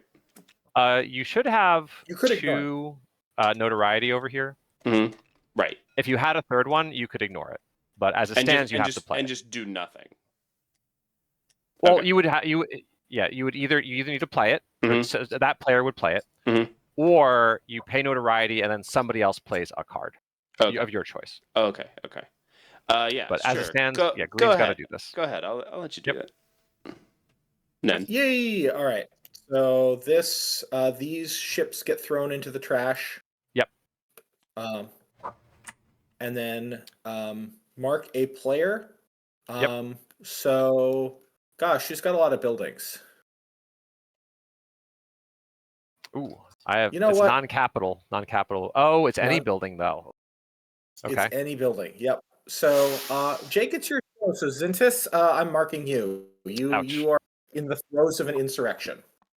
Rough. Okay, so I'm going to lose my star building. So it's neutral. Is that what it is? Mm-hmm. It becomes neutral. Yes. Okay, that's annoying, and that repeats whenever you play politics again, right? That's correct. Yeah. Okay. Okay. Great. All right. So that goes into your politics. So you're just going to keep making revolution happen on him. Cool. Until I do something about it. Right. All right. So I am also doing politics. Just as a tactical question, what thing could I do about it? So at the bottom of some of the politics cards, that secondary action, some of them will say flip a P card. That's a politics card. Okay. So I'd be turning off your ongoing card. Great. Mm-hmm. Alrighty. And this automatically gets played face down. Right. It's always face down. So there's no you had to place influence on it to place it face down. I'm gaining one influence and then placing it because I gain one from my capital. Yep. Great. And you're gonna draw 2 politics cards for your troubles. And then I draw 2 politics cards for over here. Cool. Do keep in mind that if there's a tie, like if no politics cards have any influence on them, you still pick a card. It's just from hand. So someone gets to play a card. Oh, okay, great. And I choose to do the top or the bottom when I flip it. When you flip it, you choose top or bottom. Top keeps going. Bottom is just once. Right. Once and done. Yep. Coolio. All right, I am going to tech. When I research, I gain 1 technology resource. I'm going to spend it to develop this as... oh, that's pretty good. So yeah, just keep that on the bottom. As tornado. Oh, okay, got it. As tornado. Well, it costs 1. I only I'm only generating 1, and then I'm spending it. Mm-hmm. And then I can spend another one to draw 1, but instead what I will do is I will spend my last resource to instead develop this to also ignore alien. Great. Man. Nice. Bang. Yep. Yeah, so you draw 2 tech cards? You always draw 2 tech cards. I always draw 2 tech cards. Great. You always draw 2, but you could draw more. I will draw 2 tech cards. Pass turn. All right, so if you did this bottom tech, that would be +3 movement every time you move. Yes. Yeah, every time you would when you play move, you get 3 more, and then every time you spend stars, you would get 3 more. Great. So it's a lot of movement. Ton of movement. Anyway, what am I doing? Let's see. So if I try to move, I get 1 energy. So that's 6 movement. So that's 1, 2, 3, 4. Yeah, I got this. Okay. Wait, what? I'm gonna move. So because I have How are you three, making 6? Oh, because you have I have this. 3 of these Got it. movements. Okay, yep. I get 1 star. I spend it, so now I have 6 points. So we're gonna bunch these up together. So 1, Mm-hmm. and then 2 of them. So it's 2, 3, and then 4 and 5, and 1 is wasted. I could move 1 more. I could yoink your encounter, I guess. You could be a jerk. You could be a jerk, you know. Let's do these 2 is fine. Okay, cool. Cool. So I'm gonna flip this encounter. Place a neutral ship. That's annoying. And this encounter. Place a neutral building. Not as bad. Why are you flipping that encounter? Not that Oh, one. I'm sorry. It should have been this one. We'll swap them over. Yeah. My bad. I was there a second ago, but I messed Yeah, up. no. I understand. I just want Yeah. to be clear. Okay, so that's going to be there. And then this one is place 2 neutral ships and 2 neutral buildings. So great times. Boy. And A lot of people if there was only one spot, it would just get the 1 building and then 2 ships. Yeah. Okay. Yes, exactly. So we're going to build here and build there and there. And 2 enemy ships. Okay. I got my stuff. I did my movement. It's on you, Jake. Alrighty. I think I'm And gonna you be. are the hegemon. I am the. So you got to do your council stuff. Yep. I'm just gonna do mine. I am going to force. Let's go with. So I'm gonna mark a player. I'm marking Ned. Sure. And then Yep, I and then I need to mark a Chivo. And I get to choose it, or they get to choose it? They choose. They and mark and choose. Open. Okay, they great. choose and mark an open achievement. Okay. Screw you. And Great. then You're gonna one of those. Anyone. Yep. Sorry, just one clarification question. Yep. My tokens, I get to choose what Chivo they go down on when I govern? Yeah, it's Okay, not so straight it's down. It's not straight down. Great. Right. I don't know how to convey that in the graphic design. That's not straight down because everyone thinks it's straight down. Anyway. Yeah. I mean, if you offset them a little bit, then it would maybe look weird. that might work. Yeah. It could also be that maybe they want to be straight down. I know that might mess with a lot of stuff, but it could be that ends up being a strategic thing that you have to think about. I don't know. Thoughts for later. Anyway, I'm researching, and I'm going to do I gain 3 and then lose 3. I'm doing this here ecological homunculi. Okay. So now whenever I place a building, I gain some gears. And when I play this, I gain a gear for every 2 buildings. So I gain 2 gears right off the bat. Nice. Boop. And boop. Is that all that you're going to play? I could do more, is what you're saying. You could do. I mean, like, can you afford it? Oh no, you're broke. Nope. Okay. Never mind. I'm a broke. You're broke. But I gain 2 cards, right? Yep. You get 2 tech cards. 2 tech. Old Brokey Joe. Alrighty. Ooh, so much cool tech. Oh, that's upside down. I should probably read my tech cards. Oh wait, if it's like this, no. Can I trick TTS? No, I can't. Oh, into turning it sideways. Yeah, I'm working on that. No, it's not working. When you hold Alt, when you hold Alt, you can hit Q and E to rotate the direction of your zoom in. What? Oh my god! But it does apply to all cards though. It does not my normal cards. So you have to do a lot of like Alt Q E. But yeah, no, that's a trick that I've heard.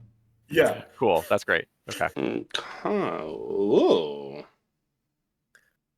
All right.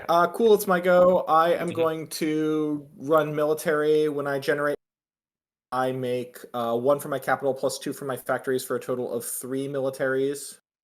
I'm gonna put 2 in my bag. I need to do this one. 2 in the old combat bag, and then 1 on as a ship here, and then I will do a fight against this neutral ship, and the neutral ship doesn't shoot back, right? The neutral ships do have a neutral combat bag, So they do have a neutral combat bag. Yeah, their bag starts with 4 hits, 4 misses, and whenever they fight, they get 1 more token. One more. Okay, so that would be drawing 2. So they would You'd be drawing 2, and they would draw 1. Oh, okay. All right, cool. I'll draw my 2. Huh. I got a hit. Give me a second. I forget what the hits and misses are for the neutral combat bag. Yeah, that's they got a hit. All right, that is great. a hit So for the neutral combat bag. They're hit All for right. you, hit for them. And they So get 1 they more blow up token 1 for and I blow fighting. up 1. Yep. You are notorious, and you get your token. Yep, great. Yep. Notorious. Great. And then this one gets thrown back in the bag. Pass turn. All right. Did you have anything else to fight or do, Ned? No other fights. I'm good. I'm solid. Cool. What am I doing? So I moved out. I have stuff down. I'm broke though. And I am a communist. Okay, I'm gonna govern. All right. So the first thing I do when I govern is I play a society card. So I am now a conniving communist society. When I produce or govern, I may draw a society or politics card. So I'm going to draw a society card. As a communist, on my govern turn, I may pay a point. So I'm going to go down to 4. And if I do, I gain 1 resource of each type that I have none of. So I'm going to gain 1 of each resource. And then we're going to score some achievements. So I'm going to do the easy ones. I'm going to score my capital for 5 points. So that'll bring me up to 9. And I'm going to score encounter. I'm going to score places where I am. So I'm on 1, 2, 3, 4 hexes. So that's 4 points up to 13. I'm going to score hexes that. What am I going to score now? I'm going to score encounters for 3 points. No, we're going to draw a society card for my politics. So we're going to ignore that one. Okay. And we're going to score notoriety for 1 up to 14. So I chose to draw 1 extra society card. So I'm going to draw 2 plus 1. 1, 2, 3 into the hand. Is gain synonymous with draw? Yes. For cards. Yeah. Okay. Yeah. Cool. Yep. I think that's me. All right, Hegemon, do your thing. Okay. There's none out, so I can just play 1 from my hand. Yeah. Or you can have another player play theirs from hand if the situation arises. All right. I'm going to decipher some ancient maps. Nice. I get to draw an island hex and place adjacent to at least 2, and then place an encounter on it, and then repeat this on future politics turns. I'm just going to dish there, dish there. Where it's just from here? It should be from there. Yeah. Right. I'm going to place it, I think, here.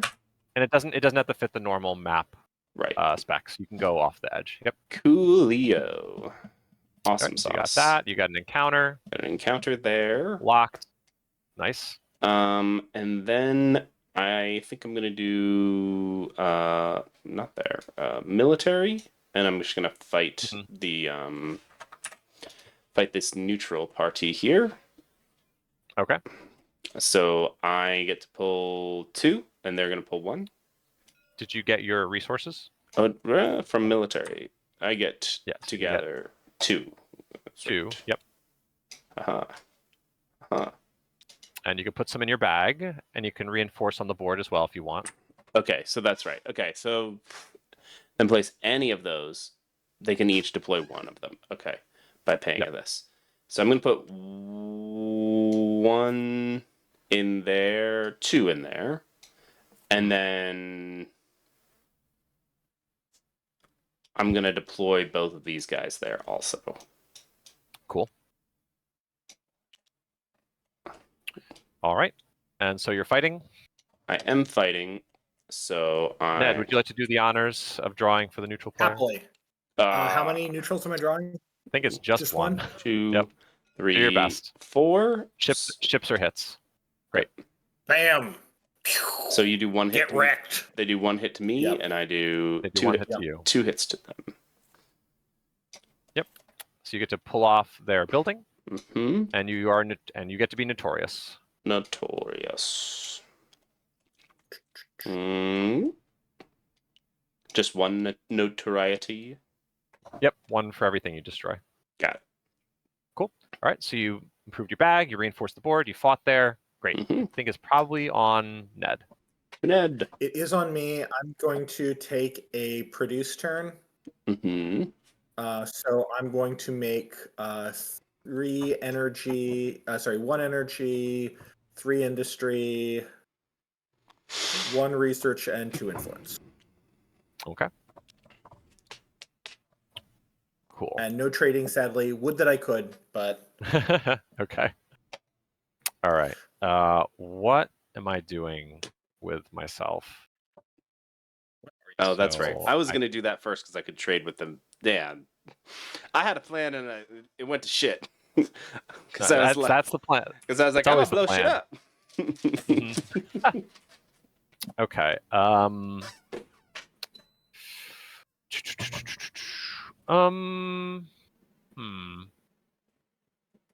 So I have an A and a B and a lot of society cards. So I don't want to play my A and B cards. Okay. I am going to discard the society card to deploy a ship, and I may attack. So I'm going to deploy it here, but I'm not going to attack. So you can do that on any turn? You can discard? On your turn, yeah. On your turn? Okay. On your turn. As part of any other action? Yeah, as part of any other action. Cool. And I am going to produce. And so I'm going to that must be done. Sorry, just one more tiny clarification. And that has to be done before you take your primary action, or can it be done as part of your primary action? It should be done as currently in the rules as part of your primary action. You can do it like in between any of the bullet points, any of the like things you do. Great. Great. So like once the reference is built out, it's going to have a bunch of bullets of things you do, and you could do it like before or after a bullet. Maybe it should be before. I don't know. I think we can talk about that later. Sure. So I'm going to gather a little bit of everything. So 1 here, 1 there, 2 here, and 1 there. And I'm going to trade. I'm going to trade with this guy. So I'm going to get notoriety, and I'm going to get a triangle. And I'm going to trade twice over here. You get notoriety for trading? Yes. Yeah, you get 1 notoriety for every individual trade. I really did fuck up. Somebody's looking to become the hegemon. So yeah, now I am a famous mogul with my 5 notoriety.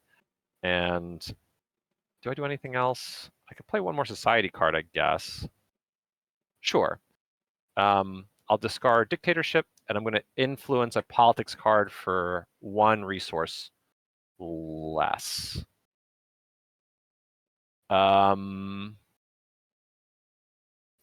Yeah, let's do this one. So it just gets 1 resource on it. Okay. Cool. And it's going to be on you, Jake. Mr. Endgame. Yep. So I will decree that. Equal to.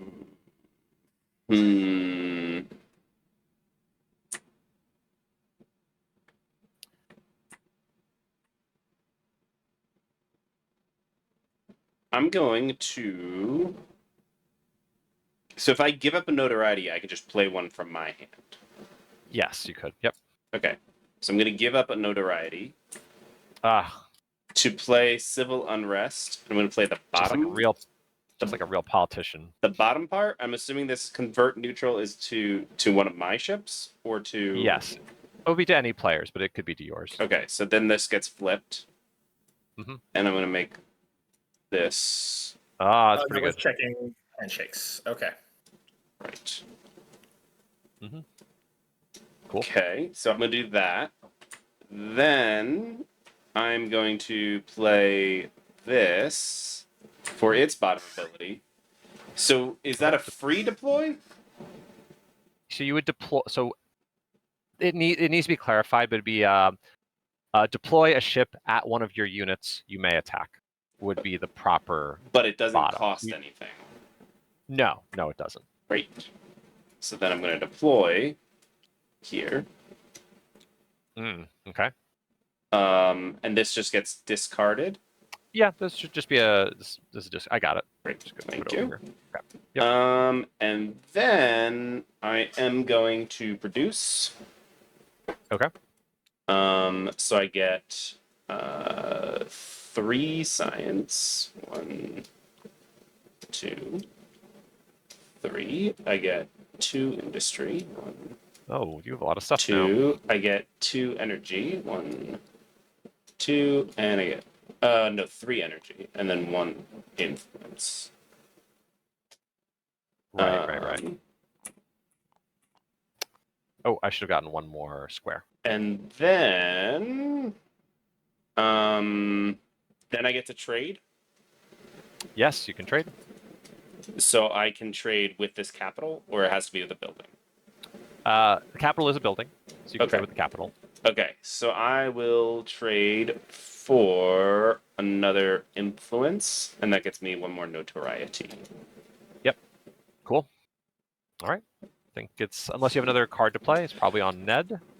I don't get to draw any cards. Nope. Okay. Yep. All right. I'm going to take a govern turn. I can play society. Congratulations, we're capitalist isolationist. Any. Nice.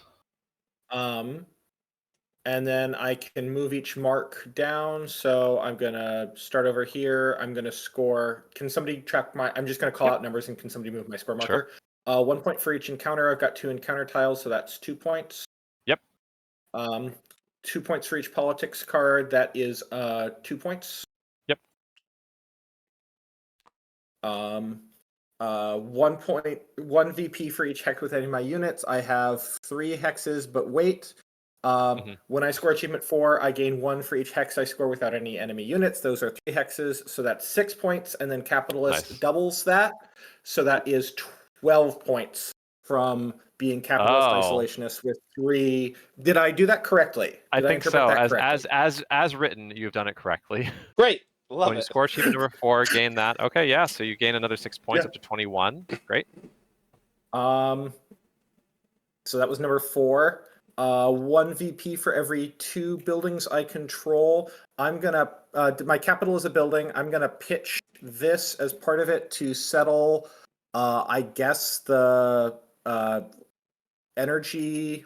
The lab here. So that's going to cost me 3, but it only costs me 2 because I'm paying 1 less. 1 less. Yep. So I get a lab there. So now I have 1, 2, 3, 4 buildings. So that's scoring me 2. Yep. Yep. Great. And then so that was that. And then lastly, I'm scoring 5 points because I control. For the capital, right? Yep. Okay. Great. Oh, you did everything. I did everything, yeah. Okay, cool. I run good Concordia turns. Pass turn. And I draw 2 from society. I have a question. How did you do everything if you went after me? Because I went first. Because you filled one of my things. Oh, that's right. I didn't score that. I didn't jerk face. That's right. I didn't score it. I didn't score it, so I did not get the points from my notoriety, sadly, but I feel okay about it. Got it. Somehow. I love that. I love that for me. You're just like, oh, but you're cheating. Oh no, I screwed you over. Okay. What am I gonna do? So I don't like being here, and I don't like being here.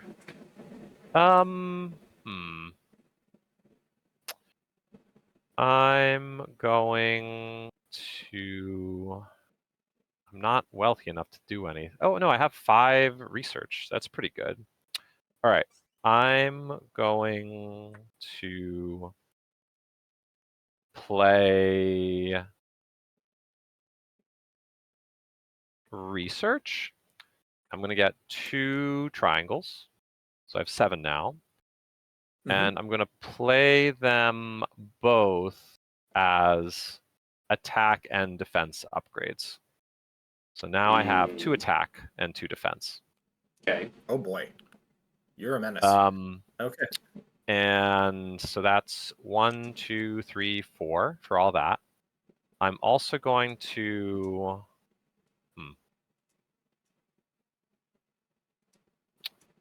Yeah, I'm going to draw a tech card, and then I may play a tech card. Flip you, turn you.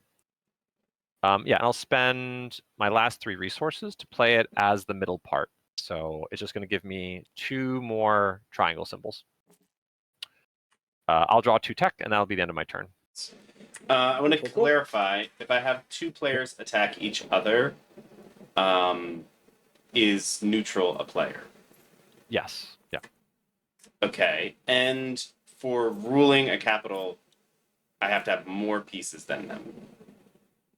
To control, so the rule is for every capital in a hex you control.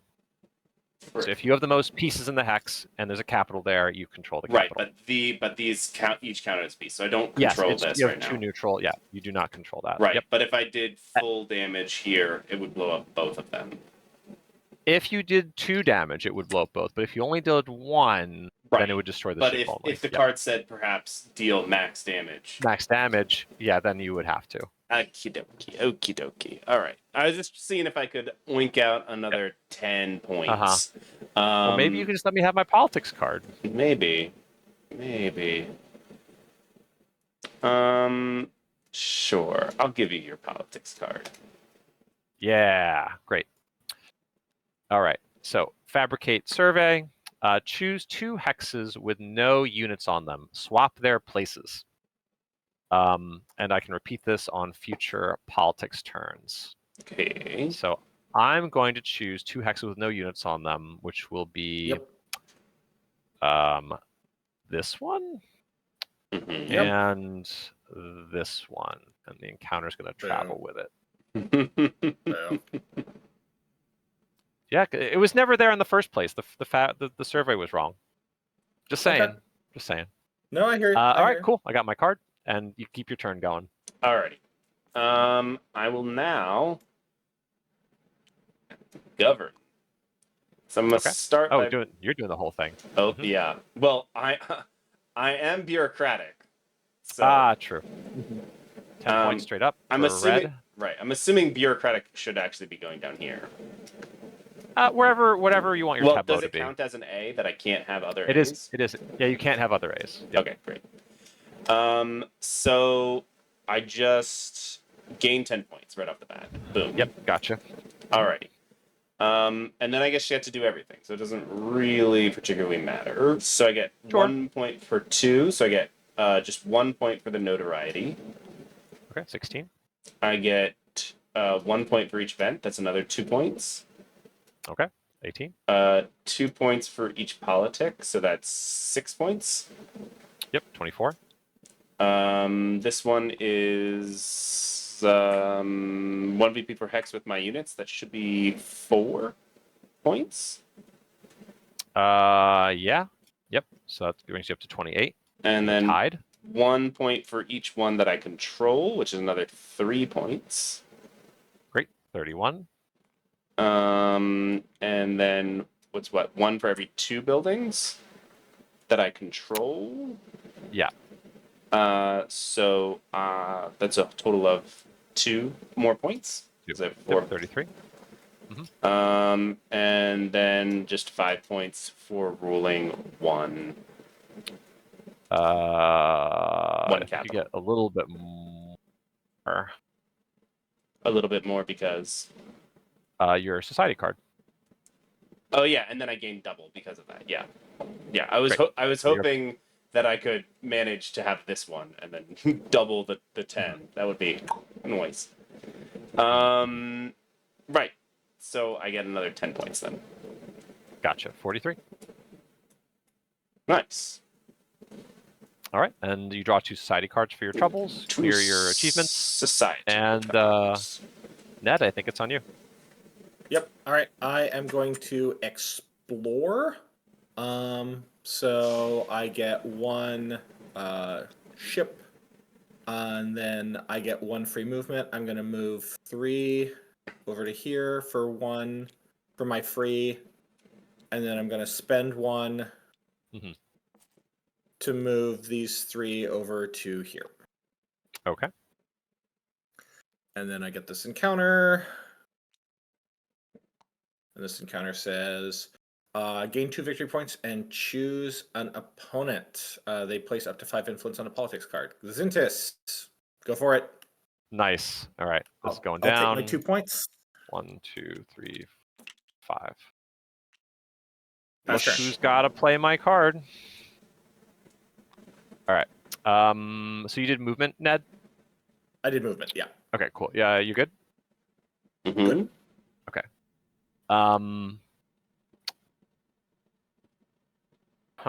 What do I do? 3, 2, 3. I'm out of politics cards. I think I'm going to. I don't have that much stuff, do I? Okay, I'm going to build. Got to build. All right, so we're going to build over here. That's going to cost me 1 circle. And where else do I like to live? I like to live on deserts. There's not too many of those.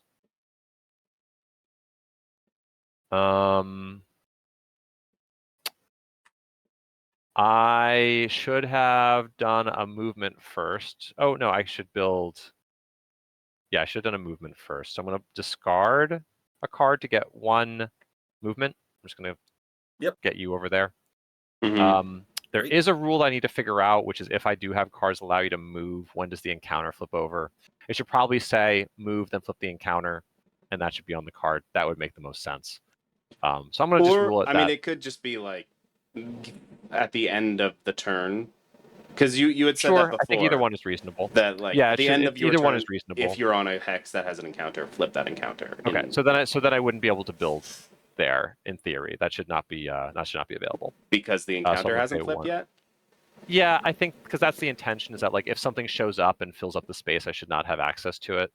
So I need to figure that out. That's one of the edge cases that I gotta work on. Then maybe it does happen when you move in if that's the kind of intention. Yeah, that makes sense.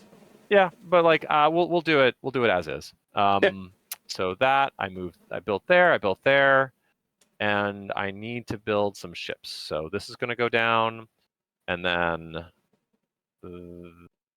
this is going to go down, and oh, I need 1 more at home. Yeah, I need 1 more.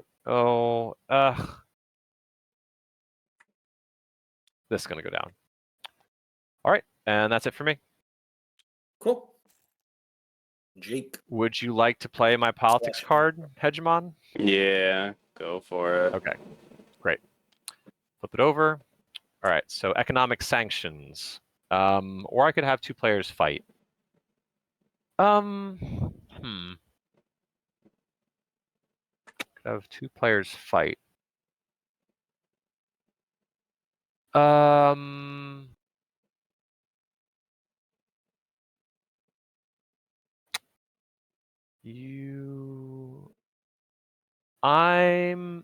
gonna get lucky. Jake, you can fight in the middle against neutral. Alrighty. So I just pull 2. You're gonna pull 2, and they're gonna pull 2. I do 1 hit. 1, 2. They also did 1 hit. Dang it. No. Okay. I was hoping you'd mutually destroy each other. Yeah. Yeah, that'd be perfect. Okay, so you get 1 notoriety, and neutral gets 1 combat better. And you keep going with your turn. I'm gonna try something a little crazy. Okay. I'm gonna govern right away. All right. Okay. Because I think you win then. I don't quite win. I know I do because when I score that, I'm going to get capitals. You get double 10. Yeah. Yep. Right. So I am going to play not this. Oopsie. Yeah, no, I'm playing this just because I want to. Because I think that's a cool thing. and then I'm gonna score society, or score the capital thing, which gets me 10 points. Yep. Cool. Yep. Which So just you're going to be up to 53. Yep. Yeah. And then you each get one more turn. Yep. All right. Okay. Cool. Draw 2 society cards for the fun of it. But anyway, it's going to be on you, Ned. Yes, society cards. All right. Cool. Yes, society cards. All right.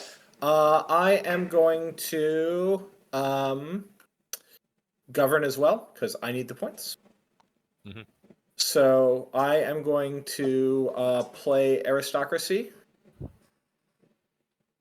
which will let me pay 4 to gain 6 points. Okay. Let me get in there. So that's green for 6 points. Okay. Yep. And then I'm going to score number 4. So that's 1 point per hex I control, plus 1 point if nobody's there, and then double. So that's 8, 16. 1, 2, 3, Points. 4.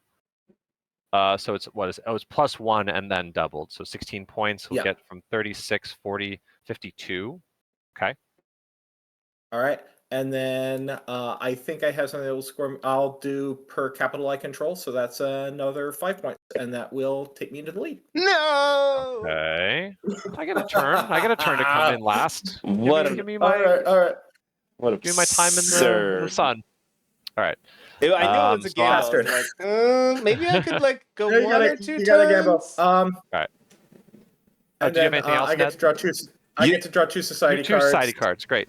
You know what's funny? Okay. In a Pastor. weird way, me putting that achievement has kind of screwed me over because you got to score twice there. You would have scored earlier, but probably less. Yes. So I kind of screwed myself over. Interesting. I don't know what to tell you. When you score achievement 6, place a ship for each enemy building you control on that hex. And then this one is at the end of your explore turn, you get stuff. Okay, so I don't have a thing I want to play. Oh, I'm going to play this anyway, whatever. Okay, so I do my achievements. So I have to do encounters, which is going to be 3 points. That'll get me up to 17. And then I have to do locations I control. So 1, 2. Oh, I was supposed to flip this before. Place a neutral ship, pay a circle. Don't have any circles. So I get a neutral building over here. So it was 1 more point. Another reason why I got to edit the bottom of that card. Mm-hmm. So encounters was 4. Now I'm doing places I control. So 1, 2. This is tied. I can deploy a ship there. I will deploy a ship there. I'll discard a society card to get a ship down. Wait, hold on. Tied with neutral. Jake should be at many fewer points then, because for a long time there were 2 neutrals and 2 of Jake. Oh, I thought you were Jake. You were scoring just 10 for your own capital, I was scoring just right? 10 for this. Oh, it's just 10. Oh, okay. Oh, he has a card that Ignore. doubles the capital points. That's the reason. Oh, okay, Right. okay. Oh, yes. I was really hoping because then it would have gotten another +5 and then double. That would have been wild. Then I would have wild. Okay. 1, 2, 3 points for that. Okay, so 1, 2, 3 points brings me to 21. Then I'm going to do a point for every 2 buildings I control. So 1, 2, 3, 4.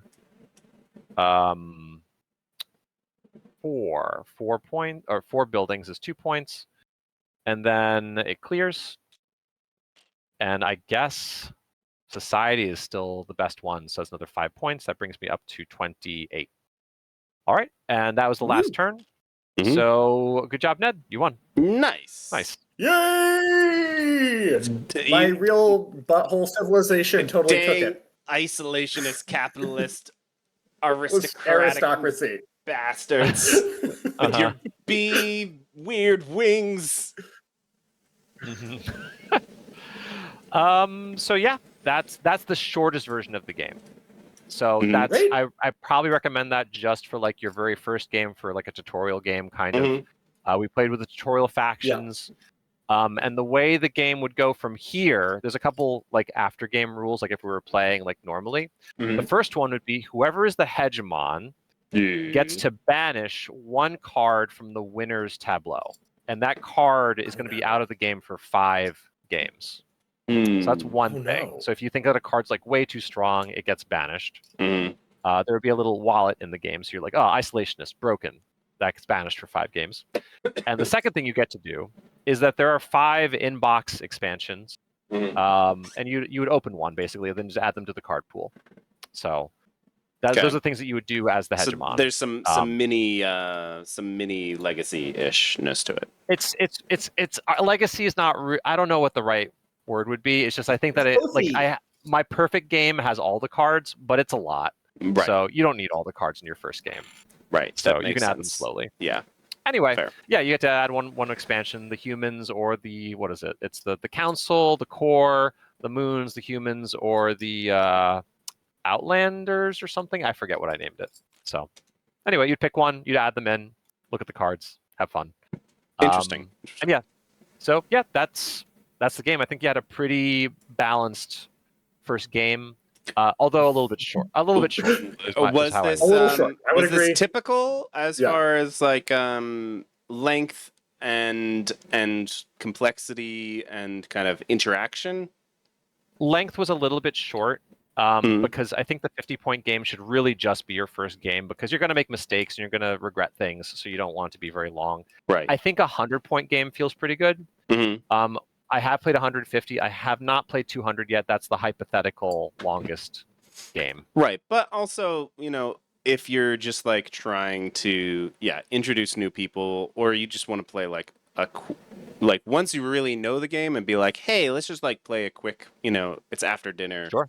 Let's just play for like an hour, playing up to 50, might make sense. Sure.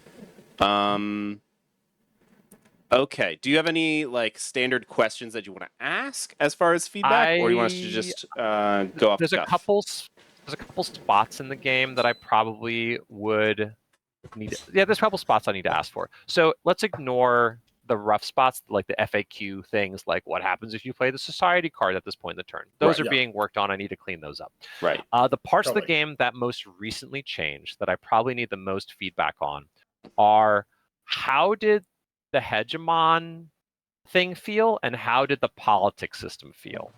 That's probably my first question. Ned, how'd you feel about all that? I kind of ignored it. Okay. Like I had a thing that let me play a politics card early, one of my encounter cards, and so I played that card, and it felt mean, especially early in the game, to pick on somebody when I hadn't made any enemies yet. Sure. The other card that I had was an armistice, and I didn't want to make an armistice with anybody or have you two have an armistice with each other. Right. So that it felt like it ate up a lot of thought and time, and I just didn't interact with it. Okay. Yeah. And occasionally, like I got dinged or benefited, but it was, I almost wish that it was like we have so many cards in our hand. We have our tech cards and we have our societal cards, plus we have our politics cards, and I almost wish the politics cards were like almost like a market or something up top, like that's the Congress. Like these are the things that are up for discussion right now, and you can like maybe you're like slowly adding your ships to it, and then at some point maybe they hit a max point, and whoever has the most on it, they get to decide what happens. Or so then it that would feel a lot more like, oh, I'm influencing the politics of this land rather than you just being like, here's this extra action I get. Sure. Okay. And then maybe it's like, oh, the hegemon, when they're placing, at the start of the turn they automatically get to place one every single turn or something crazy like that, and then that would make it a much more sought after thing because everyone just had a couple politics stuff out. For the most part, it was just like, whoever has the one with the highest, they get to go. Sure. And, one time I was like, I can have this really cool swingy turn if I give up one notoriety. It's like, yeah, sure, I'll do that, sure. But if it was like, if I was really getting to influence the court or whatever you want to call it, the Congress, there might be a lot more fighting over who is that hegemon, being like, yo, you're like really controlling the state of the board. Because, maybe some of those are like laws that govern this whole thing where it's like, oh, whenever you move into this, XYZ happens or something like that, So that could be an interesting way to do that, I think. Okay. How did it feel as is? I really liked the gameplay part of it. I think, and I know that this is maybe getting a little nitty gritty right off the bat. Sure. I think that bureaucratic is probably just too strong. Okay, sure. And it could probably just be like, when you govern, get an extra point for each of the ones that you've done. Then if you go all the way through, you get an extra 7 points. But it really limited, because I was like, 10 is so many extra points. Like, I literally can't not do all of them. But if it was just like, they're each worth an extra point, I could have been like, okay, let me like do 4 of these and then go, score those. I'll get an extra 4 points. And then let me do another, then do another 3 and they're worth a couple, or maybe it's tiered where it's like, if you do 3, you get an extra 2 points. If you do 4, if you do 5, you get an extra 3 points. If you do all 7, you get an extra 5 points or something like that. Some sort of, if you want it to be like some sort of puzzle, do some tiering. So it's not, oh, I just have to do all of them because 10 is so many points. It'd be stupid for me not to, even though I really wanted to move earlier. I was like, well, I moved right off the bat, and now I just got to sit here and do everything because it's worth 10 points to me. Which meant that I didn't get to like do quite as much of the like game that I wanted to, of like, oh, do a couple things and then score, and then a couple other things and then score, and I didn't get to do that part of the game, so I'm not sure how that feels, but okay. But the actual like turn to turn of like moving around and fighting and all of those, I thought that it's definitely a strong base of like how to do the action economy and all of that thing. We didn't do a lot of combat, so I'm not sure how balanced that is right now. I would be interested to see and play a game where there was a lot more combat. I know that you were dealing 2 and shielding 2, so I was like, okay, if this game goes on much longer and he starts attacking people, this is gonna end really poorly for me and Ned. Yeah. If we had another like four turns, I was looking pretty good. I would say. So I would be really interested to see how that goes, and it's like, okay, do people really need to be? Is the extra hits so powerful that like if you have that as an opportunity for attack, you just have to take it, like, and that's all just balance stuff, it's like playing it a bunch, and it sounds like you've been playing it quite a bit, so I assume that part is balanced, but I'm interested to see how that balance feels. Most of it's that like not every game is combat focused. There's a lot of other things to do. So like you don't have to do combat to win the game. If someone does do combat, they have to leverage it. If they don't, then they've wasted time.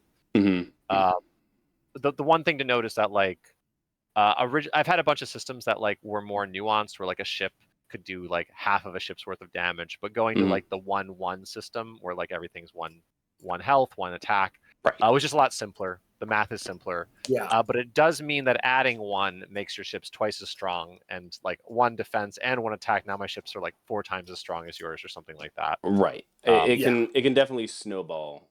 Sure. Quickly. So there are some games where like if one player starts investing, another player just has to invest.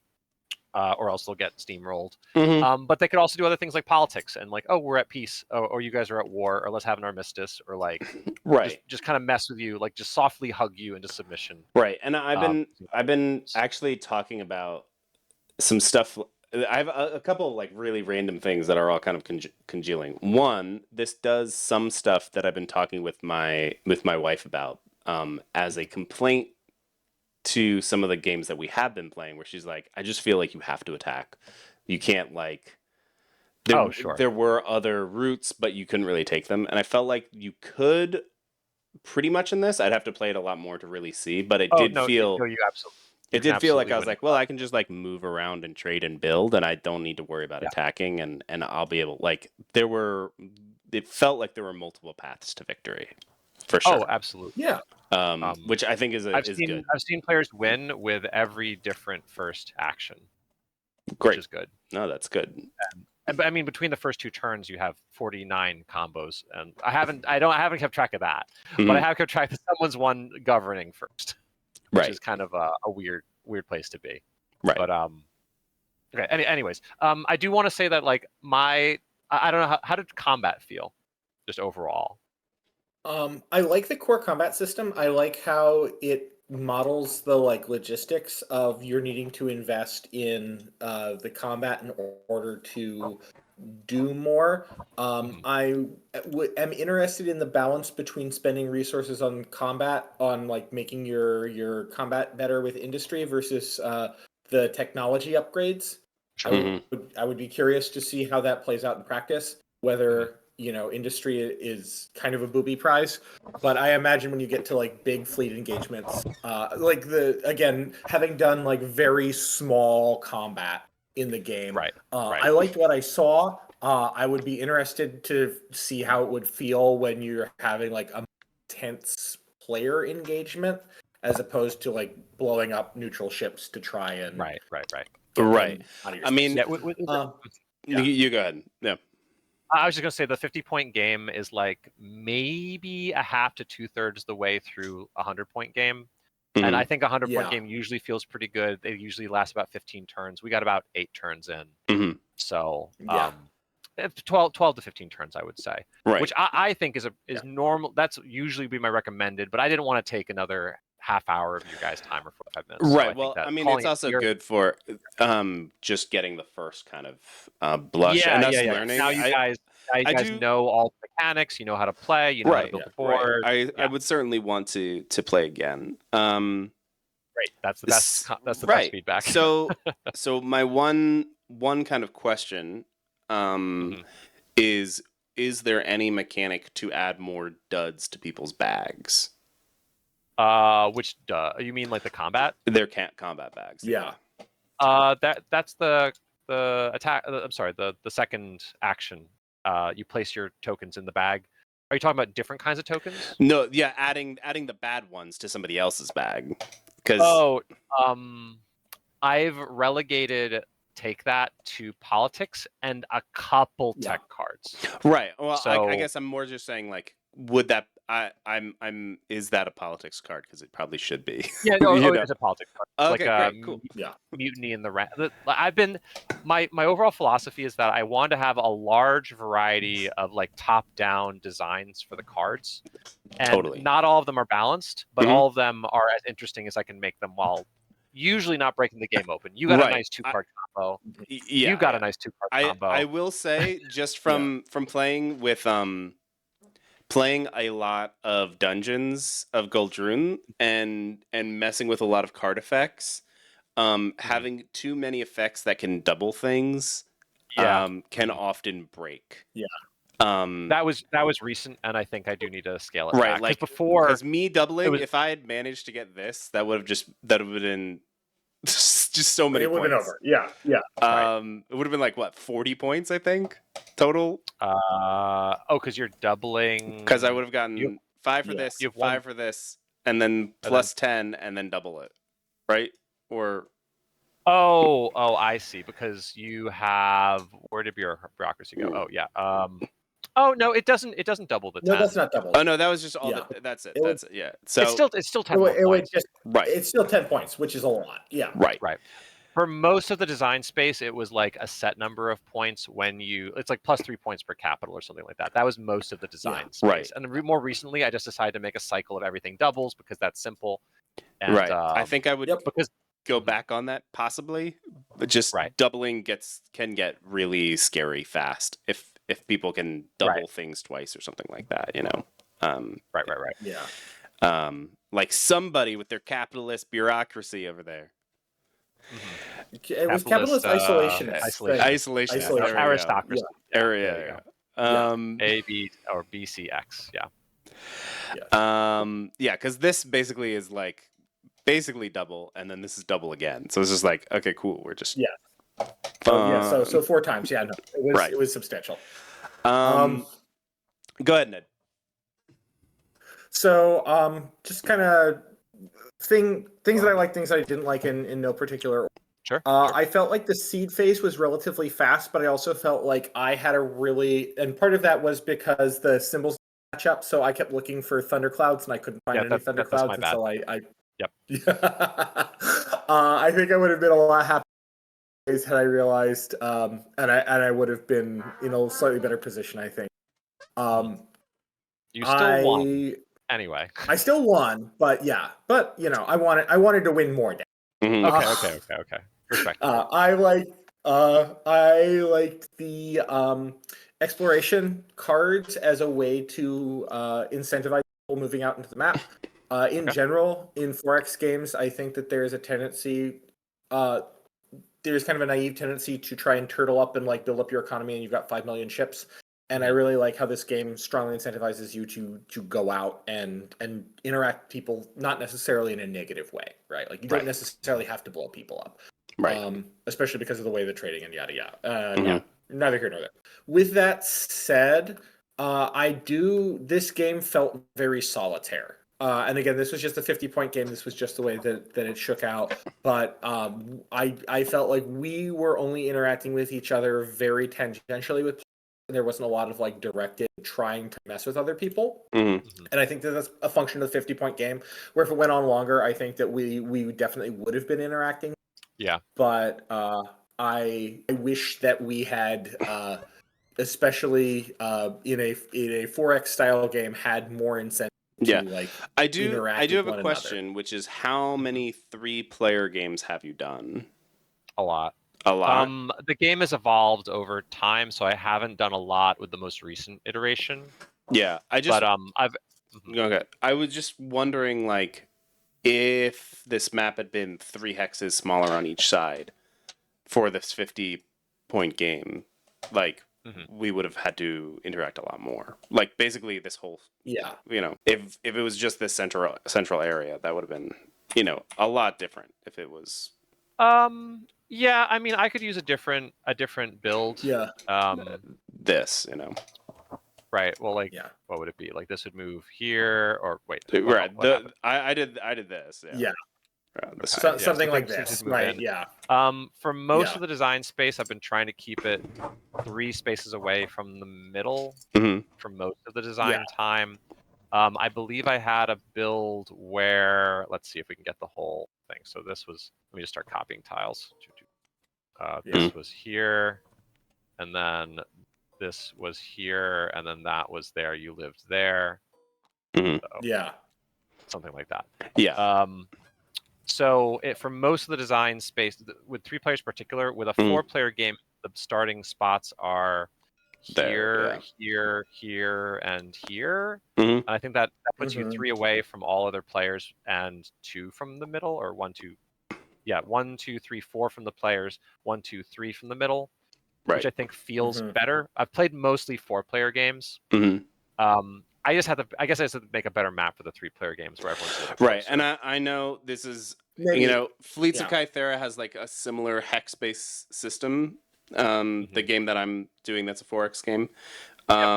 So I can understand the building the map and the shape of the map is certainly a headache of like what actually works, what feels the best. Should they be this far away or this far away? Should it be should it be a giant hex, or should it be a square made of hexes? Should it be a triangle made of hexes? It's like what actually works? And just like sitting there trying a bunch of things.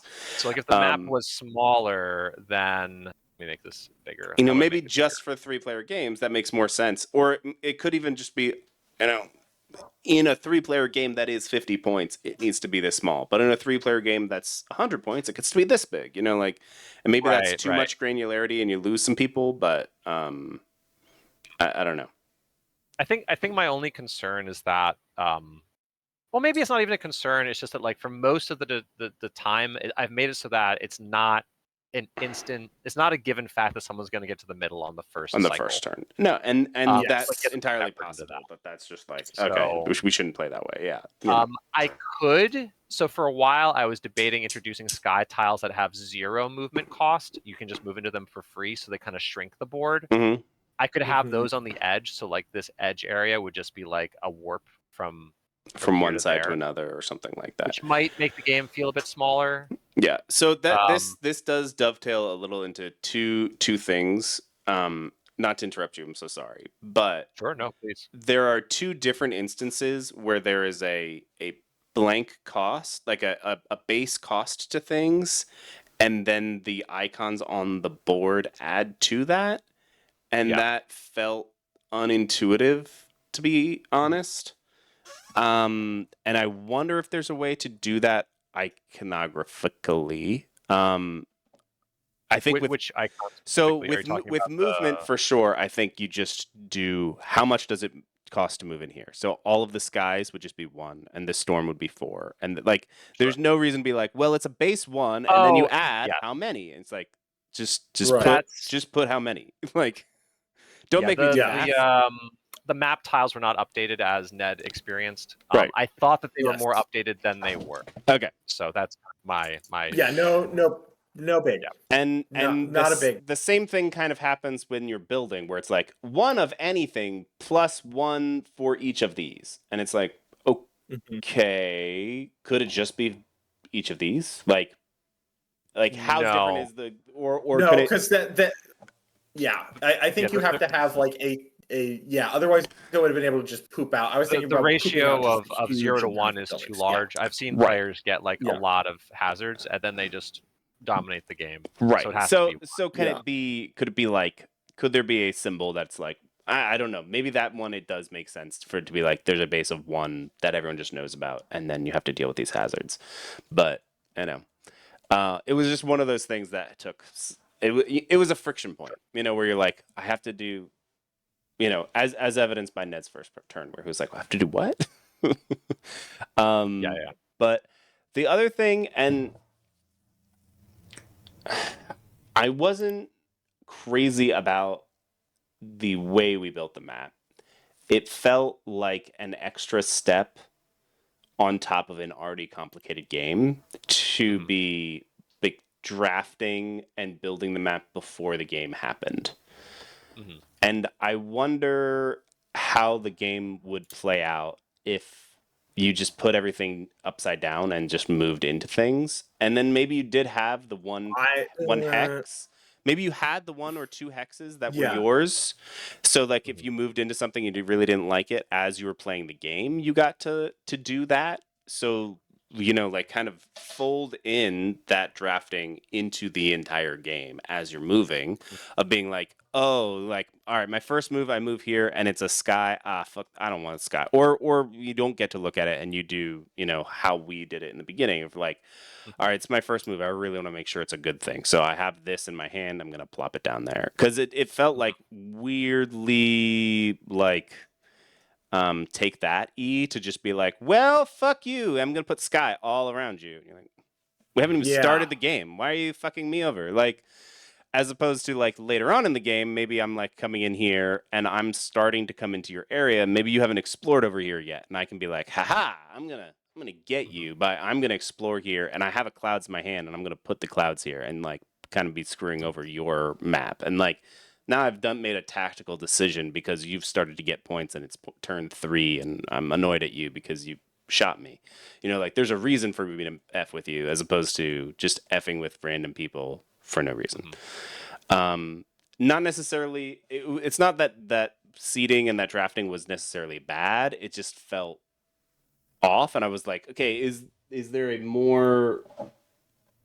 tighter way to do this basically that like feeds into the whole system as opposed to like do this and then play the game? Can we just play the game and that happens during the game? Okay. I don't know. I've had that system. This game's been in development for a long time, so I've had a half dozen ways of building the map. Okay. And the reason that we did this one, or that I've settled on this one, is because if you build a map as you go, players have to to have the experience of exploring something, you have to be introduced to new information when you get there. Right. If you have to do that decision every time you move into a tile, you are exposed to new information. And then if you allow them to make a decision between like 2 tiles, then that's another decision point that makes a turn last longer. Yes, true. Also, it's very random. If it's totally random, then it's just some players are going to get wrecked. If it's not random, then you're always going to build a map that is as nice for you as possible. Right. But in this scenario, the map was not as nice for you as possible. It is partially as good as you want it to be because you got to place some of your own good tiles next to you, but also not good because your opponent would have bad tiles that they need to get rid of and they would put them next to you. So the map ends up looking and feeling better in this version because players have not everything goes well and not everything goes badly in this way of building out the map. Okay. And the other reason is that if some players, if you're exploring the great unknown, have no reason to go in any particular direction. But if you have information about what's where, now strategy is there. You're like, oh, if I do this and this, I can move 2 ships out to the 2 islands. And like, if I do that, then I can move a 3rd ship. And then I can have this and then that. And then you kind of like, if the board is already developed, you can start making strategy about what is where. Fair. And if you hide the information, then it's either more to remember or decisions you have to make during the turn. It makes the turn last longer. What if it gets complicated? Right. Here's a weird, maybe halfway-ish point, which is, would it make sense and be possible, do you think, to before anything happens, build the map, and then in like reverse turn order or something, people draft where they're starting, being like, okay, here are the 4 starting spots. Let's build the map based off of those 4 starting spots. All right, now in reverse turn order, people get to choose which of those 4 starting spots they're gonna start at. Then you don't end up with maybe big pockets of bad. Then the impetus is to like kind of make the board as even as possible, but there's still strategy there of like, oh, okay, like there's this area that might be better, and I know I'm going to go towards this versus something like that. I don't know. If the board is as even as possible, that might mean it's the least interesting board. Possible. Because I've seen a couple really wonky boards that like just have storms, just half the board's like just been walled off by storms. And those games were a lot of fun. Those games were interesting. Like one person decided to get a bunch of stars and cross the storms and try to set up a colony there, and that was like a big thing for them in that game. But like, yeah, I don't know. It's something that doesn't require any additional pieces. It's just like a sequencing thing, so it would be fairly easy to try. Of going like, hey, what happens? Let's like just try a game. What happens if we all build the map together and then we place our starting pieces? And just see if it's like, if it's dumb, it's dumb. It's like, you know, you don't lose anything, but it might be like, that a lot of these methods all work, but they have pros and cons. Right. Because there's an example of every one of these mechanisms in another game. Right. And that game's just like, we're doing it this way. We're going to have a great time. And they do have a great time, but it does feel different. Right. And it's just zeroing in on what is going to work the best for this game. And honestly, what you like the best as the designer, because it's funny every once in a while someone's, you know, I've heard people be like, well, why don't you design like this sort of game or this sort of game? I'm like, well, that's not the sort of game I like. Next time you do it. I don't like that. If you like that sort of game, you design it, man. Like, so it might come down to you just being like, I don't know, I don't like that way of doing it, you know, and that's totally fine. And again, I want to also reiterate, it wasn't bad. I was just hoping that it would be more part of the game. You've played like Eclipse, right? Yeah. I like an Eclipse's system. I like it well enough, but I feel like some players just go off the edge of the map, and that's boring. And other players like blockade each other, and I think that's boring too, personally. TI's fine overall, I think. Right, and I'm honestly one of the reasons I'm bringing this up is because I'm kind of in flux with how my game works with this. Yeah. And I'm trying to like really figure out like how do I want to do it? You know, because currently my game has like routes that you're kind of getting to rotate as you place it. So you're really getting to like place the routes out and be like, okay, I can go from here to here, but no one can go from here to here anymore. I think part of it's like I don't remember your game, but like if you get to move every turn, so you get to develop the map a little bit every turn, right? I would be more inclined to do a as you go system, right? But the way that this game shakes down, since everything is like siloed off as one action, you can't just move and then move again. I'm probably gonna stick with something like this system because it's been getting a lot of good feedback. It's kind of unique, not entirely unique because TI is similar, right? But like in TI, you have to build in to out, which is different. Here you can start like messing with people's stuff right away if you want to. So there's a little bit difference there. Yeah, I did try. I think like I've done my homework on trying the. I have there were versions of the game earlier where you did get a couple movement points every turn, and those versions did have as you go explore, and I think that felt okay. But once I moved away from that, then the map building had to change. No. I really want to reiterate. I think that the core action system is a lot of fun. Like I like Concordia. This has a lot of those Concordia vibes. Like the sequencing decisions, I think, are very interesting, and the choosing when to govern are interesting. And something that I wanted to briefly is that I really like the way that the society cards are acting as an engine that's moving you forward, but they're also helping to define like the theme and the thematic feelings of the game in a way that and makes your society feel unique. And then because of the pitch action on those, that also means that if you draw a card that doesn't line up, the pitch is good. So kudos on that. I really like that. I like that's how my favorite part of the game, honestly, was like like going through Wikipedia and being like, oh, what's a kakistocracy? Oh, what's a whateverocracy? Right. And I also like how they are accelerating. They are automatically accelerating you through the game so that there is this native like upward spiral. I could definitely see if this game were more sort of bashing heads into each other, combat oriented, you would struggle to get the like forward progress. But because of the way that the scoring works and because of the way the societies work, you are always making progress towards that end goal in a way that I like. I will say that something that is reminiscent of TI, not necessarily in a good way or not necessarily in a bad way, is that you have to keep your eyes on the prize about scoring points. And there's all of these like distractions is maybe the wrong term, but like all the other parts of the game are you need to understand you towards getting points. I have played enough TI, like interminable TI games with people who are interested in the fun fleet that I appreciate that the way that this mechanic works to score points every now and then just to be able to do the like ship shoot again. But I feel like it's also important to signal maybe even more strong that like, no, this is a game about building an engine to score points, and the other stuff is there to help fulfill your points getting engine. And I don't, when I pitch it, I usually say that it's a Euro-inspired 4X space opera. And that like you have a lot of options in terms of like how you go through the game, what you do, how you manifest your stuff. Right. Anyway, but okay, cool. Yeah, I mean, I am also sorry. Just please. Yeah, go please. I'm sorry.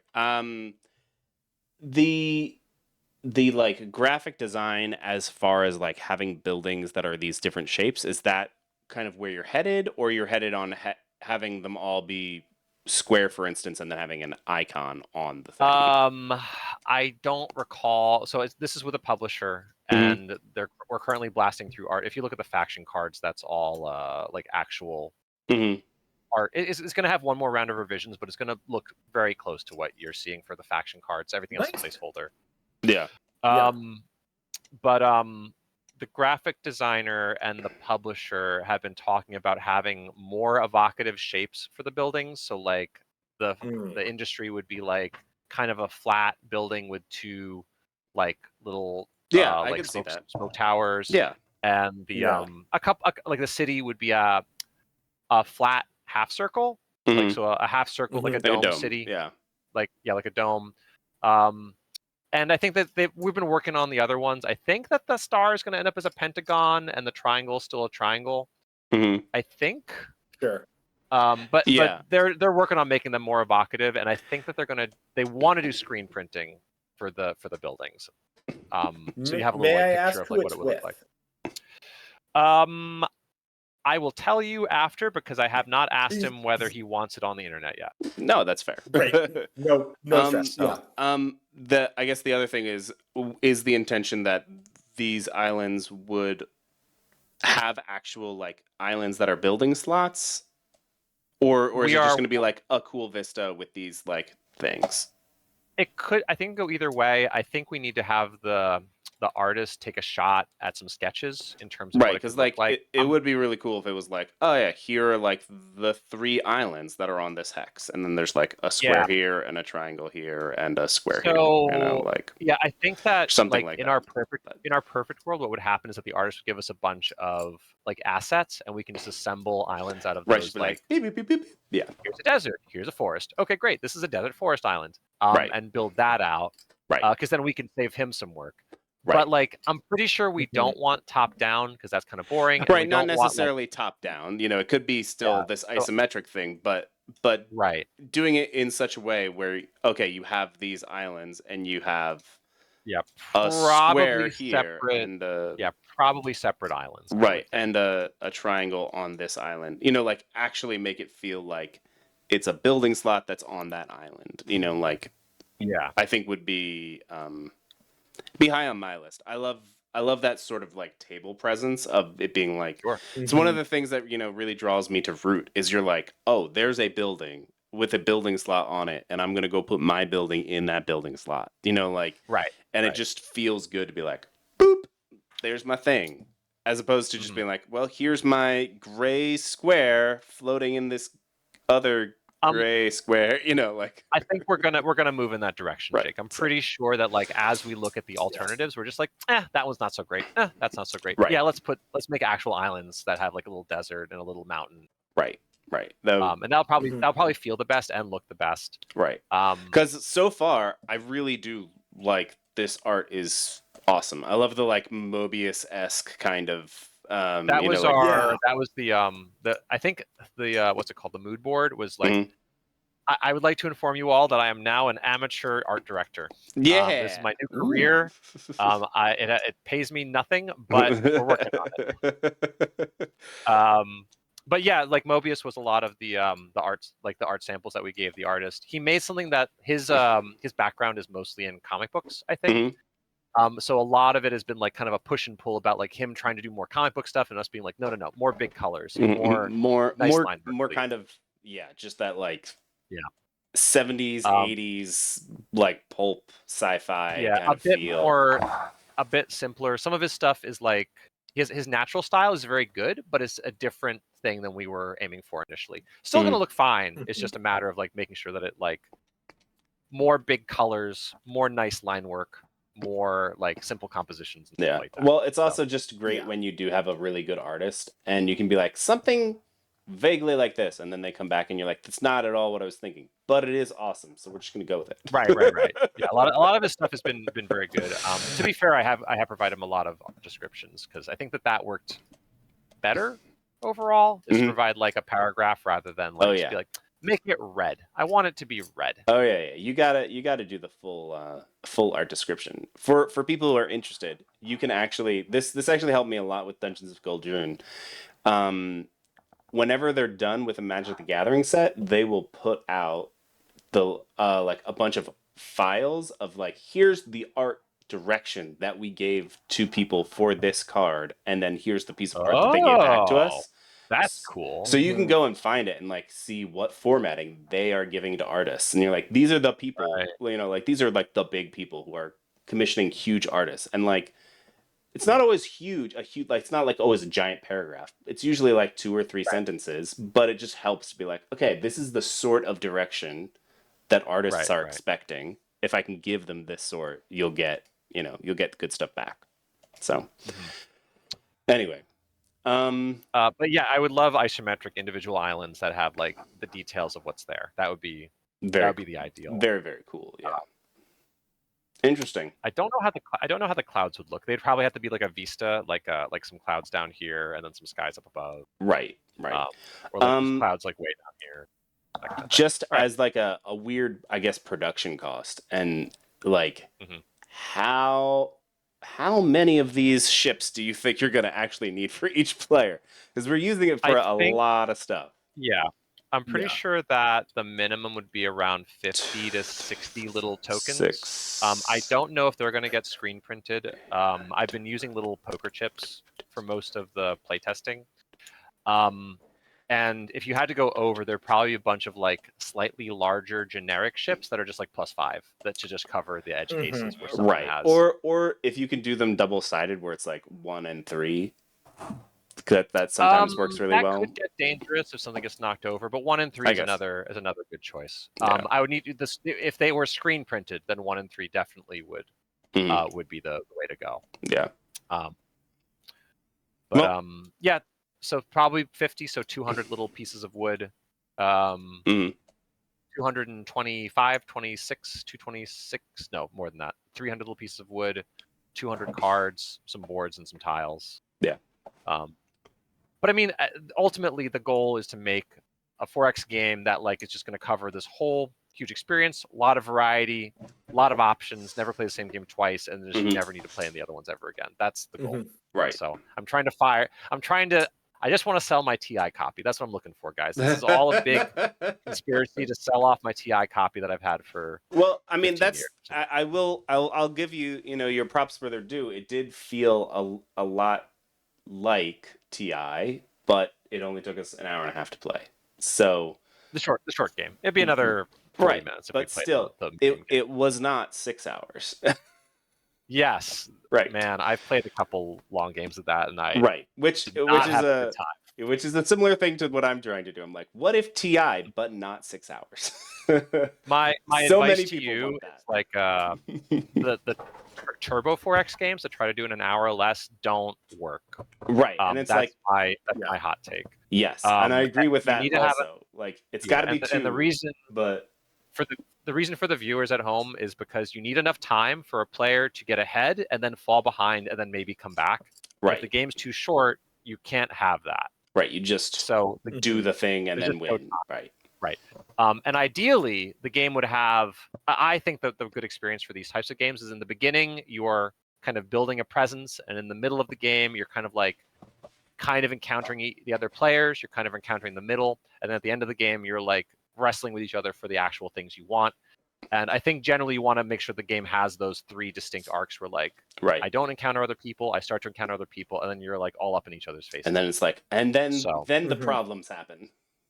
Right. Yeah. Because we didn't play a 100-point game. If we played a 100-point game, there's a lot of big moves. Like once you have a bunch of ships, there's a lot of big moves in the late game where you're just like, I'm gonna take control of that. Or I'm gonna control all these. This is mine ships. now. Yeah.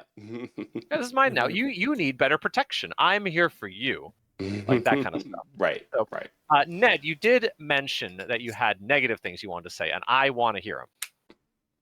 So, couple of things. I felt like the teach was it.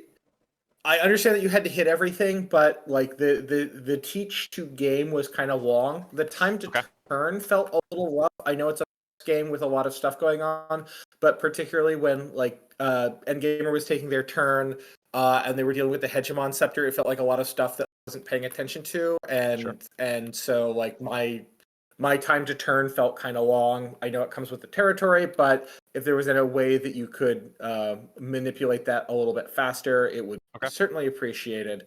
Time to turn means time between turns. Yes, yeah, like the time from when my turn ends.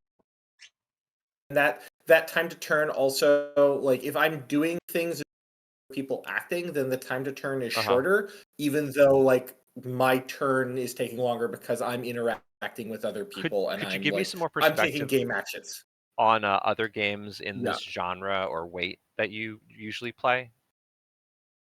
I don't play a lot at this weight here. Things that I have played recently.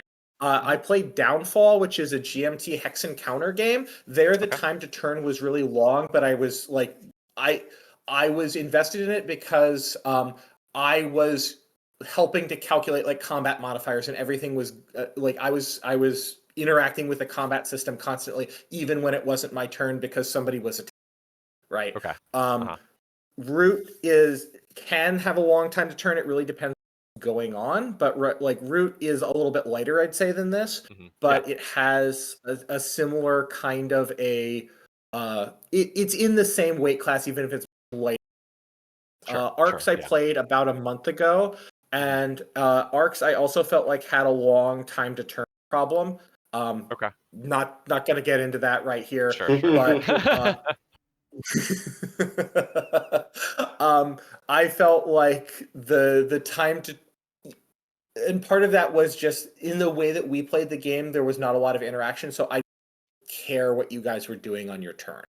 Right.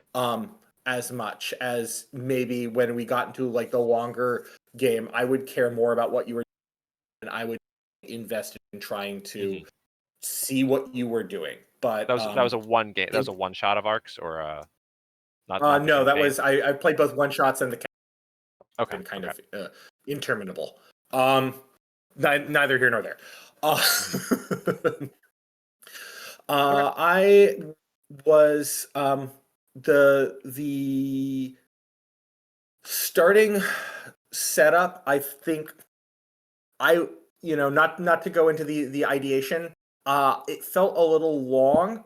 I wish it was just a hair shorter. The like initial board, I wish it was a hair shorter so that I could get into the game.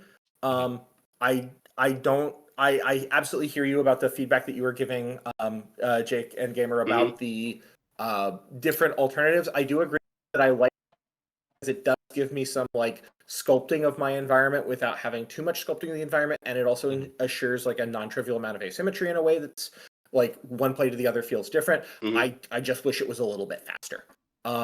And I'm not sure what the right line there is.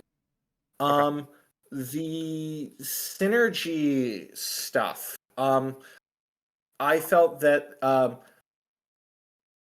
you, at least in the short game, there wasn't enough time to kind of sculpt my position to take advantage of if I had not gotten initial. Like I saw that I was isolationist and I had capital, so I tunnel visioned on that scheme as my interaction. But I'm not sure what the combo potential is, or whether you would need generally in this kind of a 4X game, like your starting position is smaller and then it builds out, and the combos kind of get realized later in the game to an extent. I don't know whether that's, if we played a longer game, that there would be more time for those interactions to breathe a little bit. The efficiency puzzle part of the game I liked. I'm curious about what the like time between governs ends up being, because at least in where we were, it was by the like end of the game, it 2 or 3 actions, and I'm not sure whether you want people to be fussing more with the efficiency puzzle about like how am I using, again, like you do in Concordia, about like and maybe that's fine because governing doesn't feel as much whatever the pick up your cards card is in Concordia. I forget prefect, I guess. Yeah. But I wish I could engage with that efficiency puzzle. Again, it was you're cutting out a bit. Like, say that last part again. Oh, sorry. Maybe it was because it was a 50-point game, and so we weren't trying to optimize, like just scoring the same thing twice was enough to win.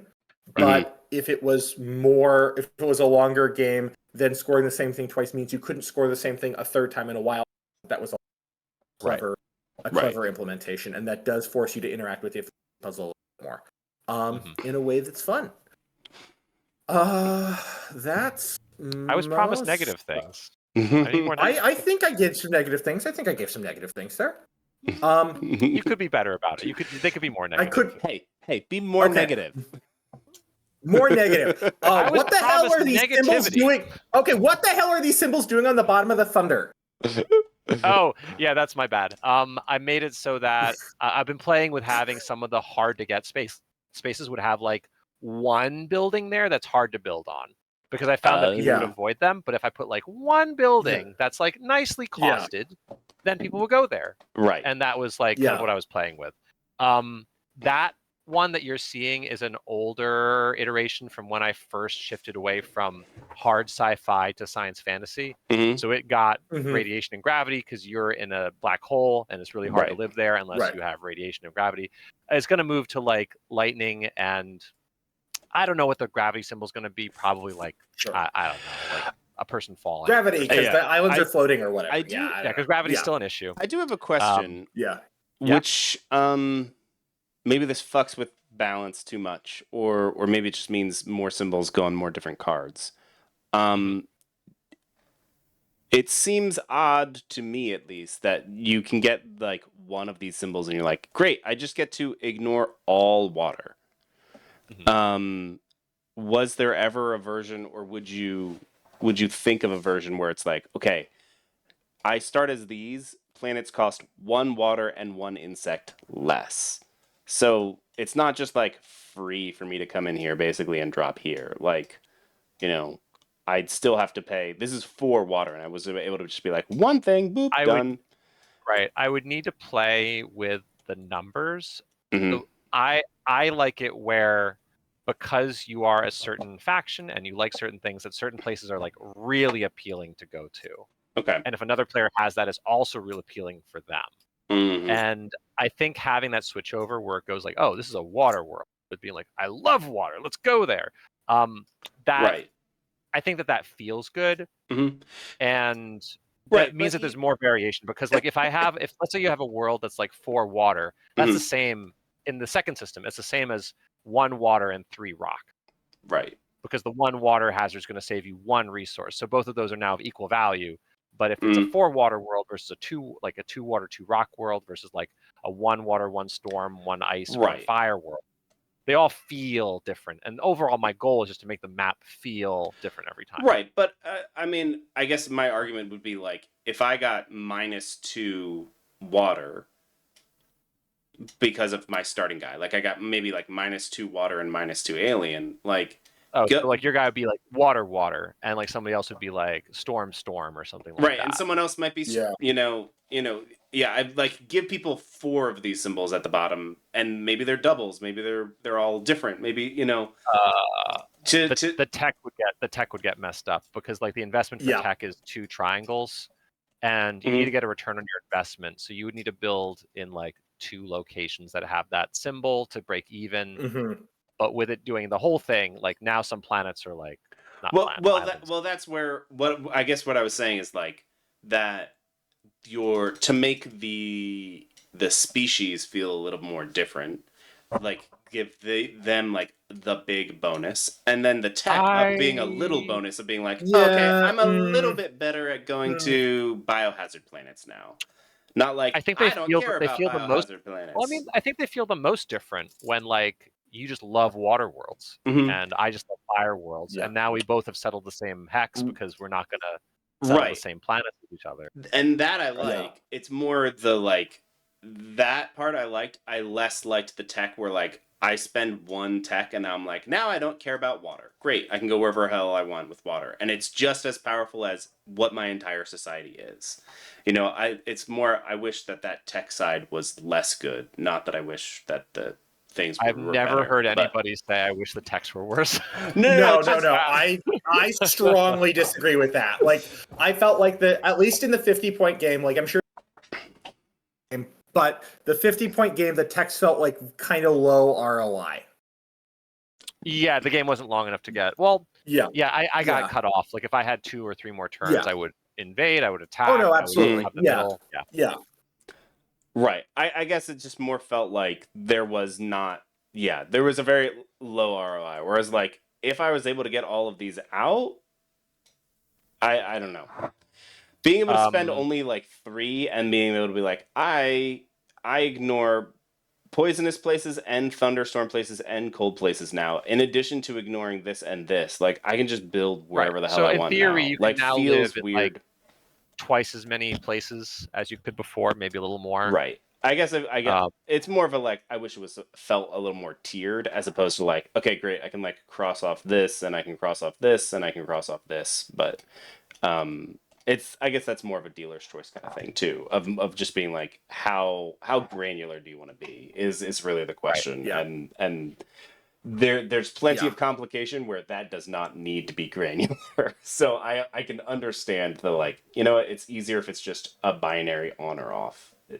Understandable. Anyway, I don't have any other things to say other than I'd like to play this again in a month or so. Sure. And see how it's shaping up. Yeah, now that you guys know how to play, the first game takes the longest. The second game is so short by comparison. Right. Totally. Sure. Yeah. So, yeah, like I remember at Unpub a couple years ago, I played with some people twice over the weekend. The first game was like 3 of us took like 3 hours. The second game was an hour and a half. Right. So it was like really down once you get the hang of it. It was an older version, but the same idea. Same basic premise. Awesome. Okay, cool. Do I have any other questions? So we talked about combat a bit. I do think that combat is a little bit underwhelming, but I think the alternative is making it overwhelming, and I think I'm okay with it being slightly underwhelming. It was like tight enough, and I think that if there's, especially if they're like, you could maybe add some other like weird things, like the adding bad stuff, like if that's more, or like there's definitely ways to make it more complicated if you want to, but it felt fine as is, especially for a game where you're not trying to prioritize combat. Yeah, you don't have to fight. Right, where you're being like, hey, you can go kind of any way. It was a relatively quick way of just being like, all right, move stuff in. All right, I'm going to draw 4. I'm going to draw 3. Go.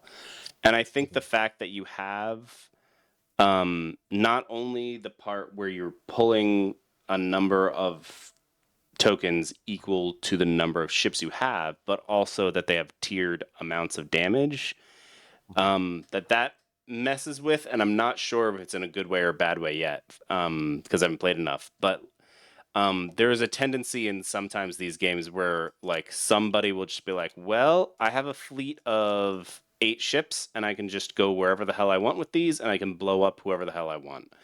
And I would assume that the extra damage and the extra shields starts to mess with that a little bit. And I like that. So yeah, no, I'm for it too, because I feel like because in systems where you have like just one number and things just like grind against each other, it's not that interesting, because if you have different attack and different defense, like I have units that can blow up your stuff but can't hold territory, or vice versa. Like I have units that can hold territory but can't blow up your stuff.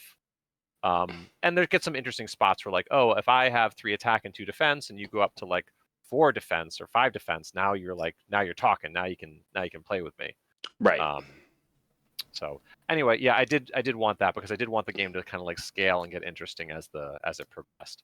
And my acknowledgement would be that like tech is probably necessary for combat usually, even more than improving your bag. But if your bag has nothing in it, you can't really do much. So you do need to invest in it at some point. Go for combat. What else do I want to talk about? We talked about the hegemon. We talked about politics a bit. Society cards have been that way for a while. Okay, so this is check. We talked about tech cards. Everybody loves those, except for hazards, which you don't like. That's good. A thing that we did not see in this game is that it actually is possible to get another faction card, or 2 or 3. We just didn't see that content. Everything in the game, a couple of the cards allow you to acquire another faction. So there's like 1 or 2 politics cards that do it, 1 tech card that does it, 1 or 2 society cards that does it, and a counter that does it, and so forth. So just somewhere out there is ways to get more of those cards. And I will say that like maybe it comes up in bigger in longer games more. Sure. This idea of you kind of building up your own unique societal faction was very interesting to me, and it felt like I didn't get to do that as much as I would like to. And the 50-point game is a bit short for that. Right. But where I like feel like it's still good for a first game, and I don't mind that we played it. But like, I think 100 points is that sweet spot where like the game plays pretty well. It doesn't last too long. Yeah. Because once you get to I haven't played enough really long games. I've played a couple 150s, a few 150s. That plays different because you're spending a lot longer in like the late game, where it's all about like, I send my fleet in to conquer your home world. And he's like, well, I send my fleet to conquer your home world, and then a lot of weird stuff happens in the super late game. But we didn't get quite to that point yet. Yeah. So. The last thing that was a graphic design thing is I wish, because you have these like cool slots that these are going to kind of slot into and go out. Yeah. I wish there was one on the bottom for our cool abilities that we get here. Oh, okay. Yeah, that's possible. You know, of being like, oh, I have this really cool unique ability, and like slot that in. And maybe that requires the like exact geometry of this to slightly change, you know, but right. Just the fact that two of them have these cool things, you're like, I'm gonna slot it under my board and have a cutout, and then you have the really cool one, and it just sits here. Okay, cool. Right. I mean, it gets added to your tableau, which is fine. Not everything can get a slot just because the game is so dynamic that you could. There's players who have like 5 factions and 7 tech cards and No, totally, 100%. Like it can be a mess, especially as understandable. The game goes I think it's more just like it was a tech card, and if you're doing this with and it didn't slot in. Right. Okay. Cool. I don't think I have any other immediate questions. I guess I do. So like, I don't know how much you guys are familiar with like publishing or manufacturing or anything like that. If you saw this game as is on a shelf, art design, graphic design, all done. Let's say it's with the current rule set, so no revisions. What would you expect it to be on a shelf in, I don't know, for MSRP? What would you think would be I would put this in the $60 game bucket. I don't think it might be able to go up, but depending on who the publisher, different publishers have different standards, but I would mentally slot this into the $60 game bucket. As opposed to like the $80 game bucket or the $30 game bucket. Yeah. I just because from just being able to look at this table and knowing that you have to have at least probably 50 of all of these ships for each of the 4 different colors, plus these in-game expansions with the amount of cards they are, it looks like you've got about 200 cards. 200-ish cards, plus the player boards, which I'm assuming are going to be chipboard, plus screen-printed meeples for all of the buildings. My guess is it's going to be tipping closer to 80, but I also feel like it's probably, especially if you start to, as you tighten things up, like it's already feeling pretty tight, and like I think if you can tighten up politics a little bit more, and maybe tighten up exactly how the map gets made in a slightly faster way or slightly more satisfactory way, that I would be totally fine with paying 75 or 80 for it, because there is so much cool, like, I get to kind of build my own faction over time, and I get to, there's this, and I'm going to be playing it different every single time. You get all of that cool part of the kind of TI experience, but it's only going to be 2 hours or 3 hours, not 6, So, so I guess some of my questions there would be, other games in this genre are a fair bit more than what you guys quoted. Yes. Like Eclipse. Let me look up how much Eclipse is. Yeah, how much is Eclipse? It's been a hot minute since I've played Eclipse. Yeah, I've only played it on TTS, so it's free for me to play it. Twilight Imperium. I know TI is like TI is a lot more. 120 or something like that, 150. That's $200. That's ridiculous. Okay. Star Wars Rebellion, right? I'm just looking on Amazon. TI is like 150. Right. Star Wars Rebellion is like 110 on Amazon. Amazon US, yeah, I'm on it. Right, but like TI also has the like literally injection molded figurines for all of the pieces. Yeah. So if you're just doing wood and chipboard pieces, then that's going to bring your costs down dramatically. You know, maybe not as low as 80, maybe it's 100, but I don't think you're hitting a 150 with this. Oh no, I'm not saying that it should be that. I don't want it to be that. But I think like 80, 90. That would be like when I was talking to the publisher. 80? That was kind of like my that was my perfect game was like 80, maybe 90. Wooden pieces. I was not for screen printing unless you wanted to pay extra. Sure. And then like enough content that like you can play this game forever, basically. So Yeah, that was my dream. Yeah, I'm looking at GMT. Like similar style games that they have at GMT are like on the order of 80 to 90. I think that you could probably get like 80 to 90 for it. I mean, my time is kind of limited, so the number of times I can scrape together a bunch of people in this game is low, and especially you know, yeah.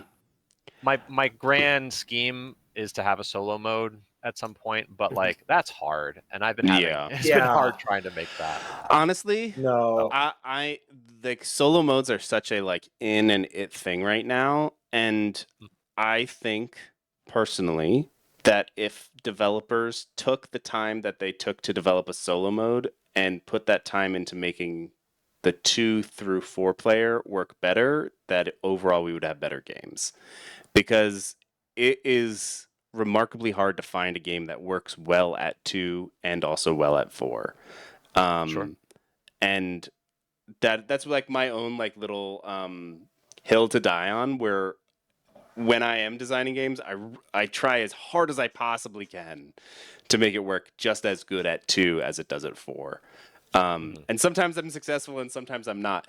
But it's like, if you can get the 2-player game to work, then I don't worry about 1 player, because like honestly, I would much rather be playing with 1 person and being like, hey, come over, you know, we'll drink some beers, and me and you, we're going to sit down and we're going to play this game for 3 hours. And like, if I can do that with 1 person and it feel good and feel satisfactory at the end of it, you know, it's one of the problems that I have, you know, as much as I love Root and I'm interested in Arcs and would like to play it more, it's hard to find those, you know, 4 or 5 or 3, whatever people, you know, I'm like, all right, let me like just play it with my wife after dinner. And she's just like, this game is just not good at 2 people. And I can see how it would be good at 3 or 4 people, but it's not good at 2 people. And I'm like, I mean, it's fun, but is it good? You know? So, yeah. All of that to say, it's funny that you had brought that up, because I was literally about to say, have you played this at 2 and how does it play? I mean, the 2 doesn't have the same politicking that 3 does, where like you're just like, hey Ned, Jake's doing too well. You should do something about that. Like that doesn't happen. There could be a neutral player if I get the solo mode working. That could mess up the 2-player game, which might be fun. Right. The 2-player game is more aggressive, I would say, overall. Yeah, like I mean, they tend to island that I have. It's 0-sum.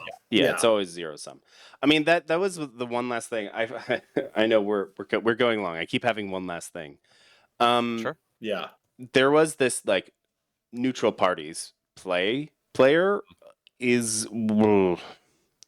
I almost wish that they were like the emperor or something like that. Like they were this like central seat of government, because they have this capital where they had like they got one of the one of the things. Oh, you want them to have a faction? Like that. I hate to say like they have a faction board, but like they have something that makes them slightly unique from game to game more. Oh, that's possible. You know, that could be part of the expansion. Right, where it's like, oh, okay, all the neutral parties are the B Empire. And so every time we fight one of them, we take an extra damage, or every time, if we can take over their thing, we get this extra bonus, or something like that. Where it's like, oh, okay, there's the game ships with four I could different. totally do that. Yeah, the game ships with 4 different neutral parties, and when there's an expansion, it also comes with a new neutral party or something like that. Just to add to that, like something very, very simple, not a lot of overhead, not like, oh, they take an entire turn on their own, because I think that's the game is complicated enough, but something that just is like, because you have just having that setup, I think, just a different setup, and it would be thematic because the expansions are doing different things. Right. So I could this game has a capital. This game has no capital. This game has a bajillion ships. This game has so many buildings. Right, and the reason that I really brought it up is because you have so many of the encounters that do place quote unquote neutral ships. So it really did feel like there was another player here, like messing with stuff, and it would be interesting. Like it was more just like, all right, well, I'll attack this because it doesn't hurt me at all. But if it was like, well, these are killer bees, so if you attack them, they're gonna do an extra 2 damage. So you'd be like, maybe I go fight Ned. Maybe I go fight Ned instead. I mean, yeah, I could easily have that mechanic where there's an empire, and some of the politics cards might engage with it, where now the empire now has +1 attack or +1 defense, or they build a bunch of ships or something like that as they progress through it. Right, as parts of we're like, oh, at the capital they get to place 4 ships because we passed this referendum or whatever, Right. Yeah. Okay, cool. No, that's a great idea, actually. I'm gonna look into that. Coolio. Okay, I know we keep pushing it. I have last question is you mentioned tightening up politics. What should be tightened up? Ned, do you want to go first, or do you not have? Sure, yeah, I can go briefly.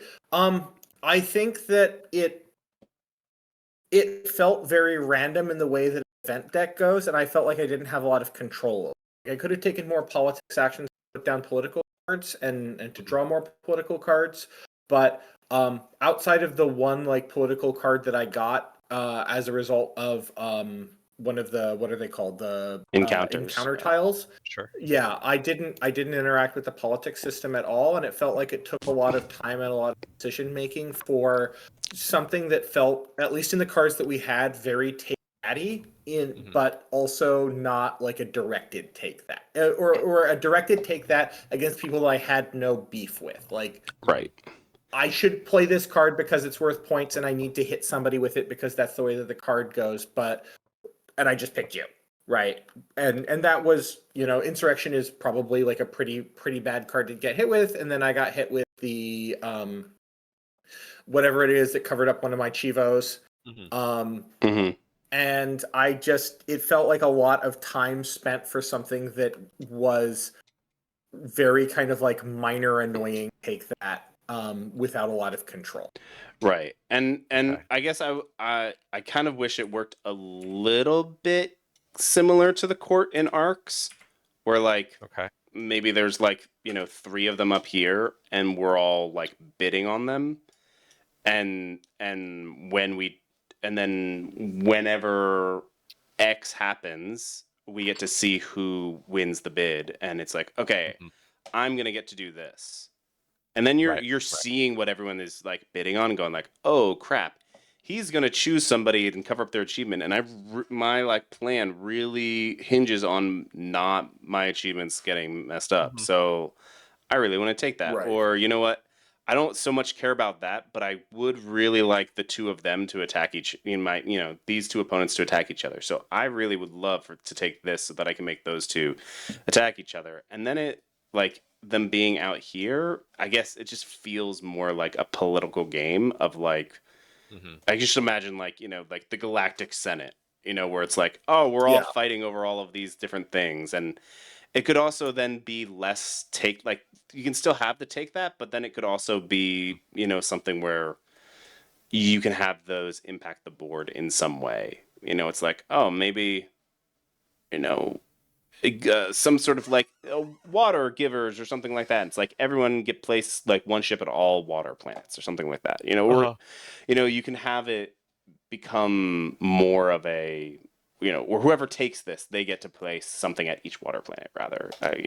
But you can diversify it, because right now it does definitely feel more like just a bunch of like, here's an action you get to take where you fuck with somebody else, and every time that you have taken another political thing, you'll get to fuck with them again. Ha ha! It was kind of like, okay, sure. Like, I guess I'll do that. Fine. Whereas if it was this more kind of, it didn't feel like politics, I guess. It felt more like spies or something like that. Do you have politics? Yeah. Are you working on politics in your game, Jake? Not yet. It's the next step that I'm trying to kind of figure out. My warning to you is that I've tried a dozen systems and everybody says it doesn't feel like politics. Every one of them. I've followed everybody's advice. I've tried every possible thing. Tried it all, yeah. Nothing feels, because the problem is that politics is such a complicated, complicated and evokes so many things and so many people. Nothing is going to capture all of it, especially nothing that you can do in 30 seconds at the start of a turn. So my warning to you, Jake. Right. And honestly, it's something that I might not even really touch on in mine. And just be like, look, we're going to explore and expand and fuck with people in other ways and screw politics. Like, the politics is us sitting at a table talking to each other and going, hey, that person over there is doing too much. We need to go fight with them, and then I won't fight you. And I think that might be politic enough for my game. It's really funny that like you opened this up and I was like, oh man, he's gonna think that I stole this. I just started doing like concepting, like having different resources similar to how you have different buildings, which is not. I stole it from somebody else. Right. You stole my thievery. You stole my thievery. I'm thinking more of like having planets that's like, okay, well, this is a science planet, and this is this planet, and this is that planet, which, lots of people have done things like that. So, but I stole it from Hegemonic. Right. Okay. And they stole it from, who did they steal it from? They stole it from Terra Mystica. Right. And then they stole it from TI's in there somewhere, and Dune. No, they don't have icons. Well, they don't. We got to go back in. We're going back in time. We got to go back in time. Terra Mystica, and I don't know. Anyway, there's a long lineage of games that do similar-ish things. Yeah, but right, exactly. So I will say, for games that I have enjoyed that I felt like the politics was politicky. If you look at GMT's Pericles or Churchill, I know that this has like a whole subsystem that's devoted to it that's very intense. But it's essentially like you have these issues that are getting dragged by card play one direction and another, and where they end up is determining how they are. I don't know whether that's a good fit for your game, but in terms of like games that handle politics well, those are some that I would point to. Yeah, but those are also games where they're fundamentally about politics, right? Right. Are we okay on time, Jake? No, I'm fine. Yeah. Last week I couldn't go long because my kids have been waking up at like 5 every single morning the entire week. Sure. But tonight is fine. So. Because I was just gonna say that so I've had, of the dozen systems I've tried, and that's not hyperbole. I've had ones where like you take a break and like you have a vote. I've had ones that have the vote occur when someone passes a certain point threshold, or like when they play the politics action, everybody votes and you vote resources, and certain resources are worth more because it's the politics resource. I've had systems that like you seed a bag with your ambassadors, and then like you pull ambassadors out of the bag until you get 2, and then that person plays a card. I've had it like you have in ARCs where you like put influence on a card that's in a market, and then like if you have the most influence on a card at the start of your turn, you can play it. And they all capture parts of it, but none of them captures all of it. So I keep getting the feedback that it doesn't quite feel right. And the system that was right before this was the one where you there's a market and you pull, there's a market that sees cycles. You always are voting on the next one. Right. You seed the bag. You can put influence on the card. And then you whoever first person to draw two tokens gets it, and they get to play it. That worked pretty well, but the bag felt kind of random ultimately. It was fast, but it did not evoke politics. This I keep having to balance between fast gameplay and evoking politics. Yeah. So this one I think is closer to what I want, because you can talk to the hegemon and be like, yeah, you should really give me the card. Like I have a peace treaty here. I can make it. That's cool. So there's some benefit there where you can kind of like convince them to do something for you.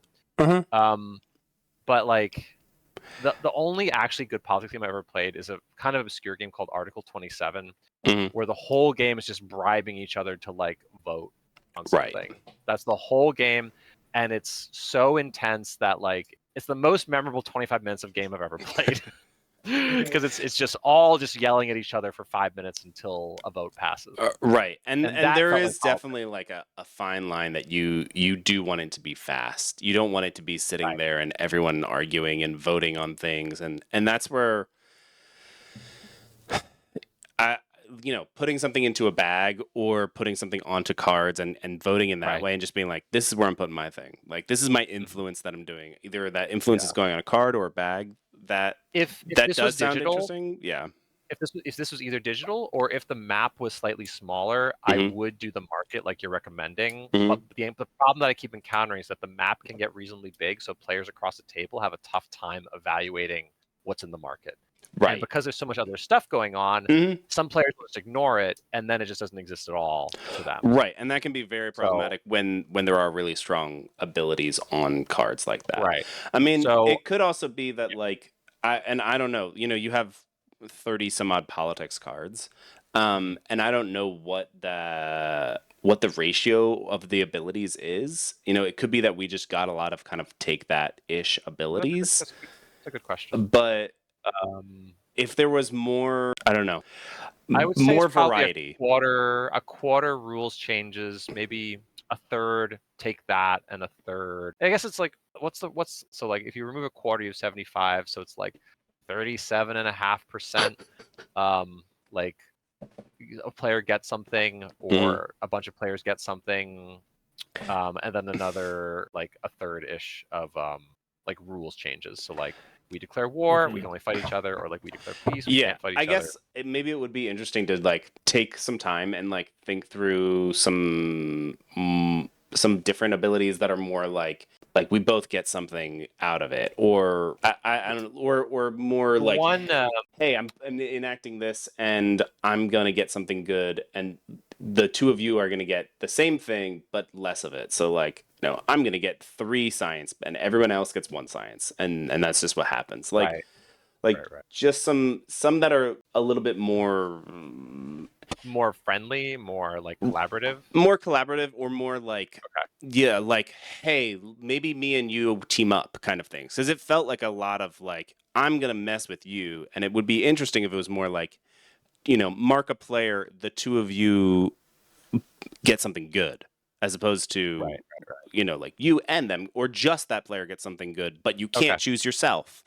And that then starts to feel like, that doesn't feel like politics, but using those cards starts to feel like politics then, where you're like, hey, I have a card that's going to get to give one of you an extra science at the end of every single one of your turns. Who wants it, and what are you willing to give me for it? Like, as opposed to, I have a card that's going to fuck you over. Who doesn't want it? Like, those are some very different feelings.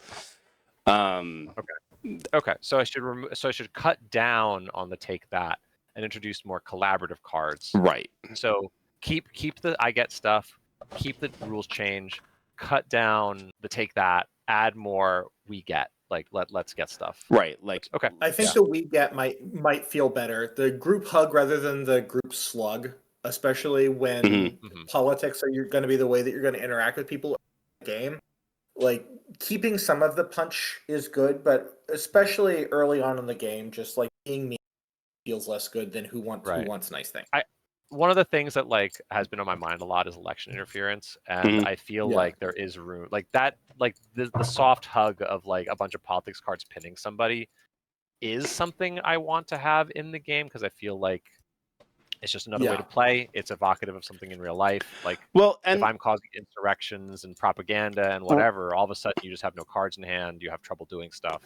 And that could be that you lean into that in a way where every single card, instead of being like this top thing that's like, it's going to happen over time or an instant effect, it could be, like a positive or a negative thing. You get to choose. Like, okay, so I can do this negative thing to you, or I can do this positive.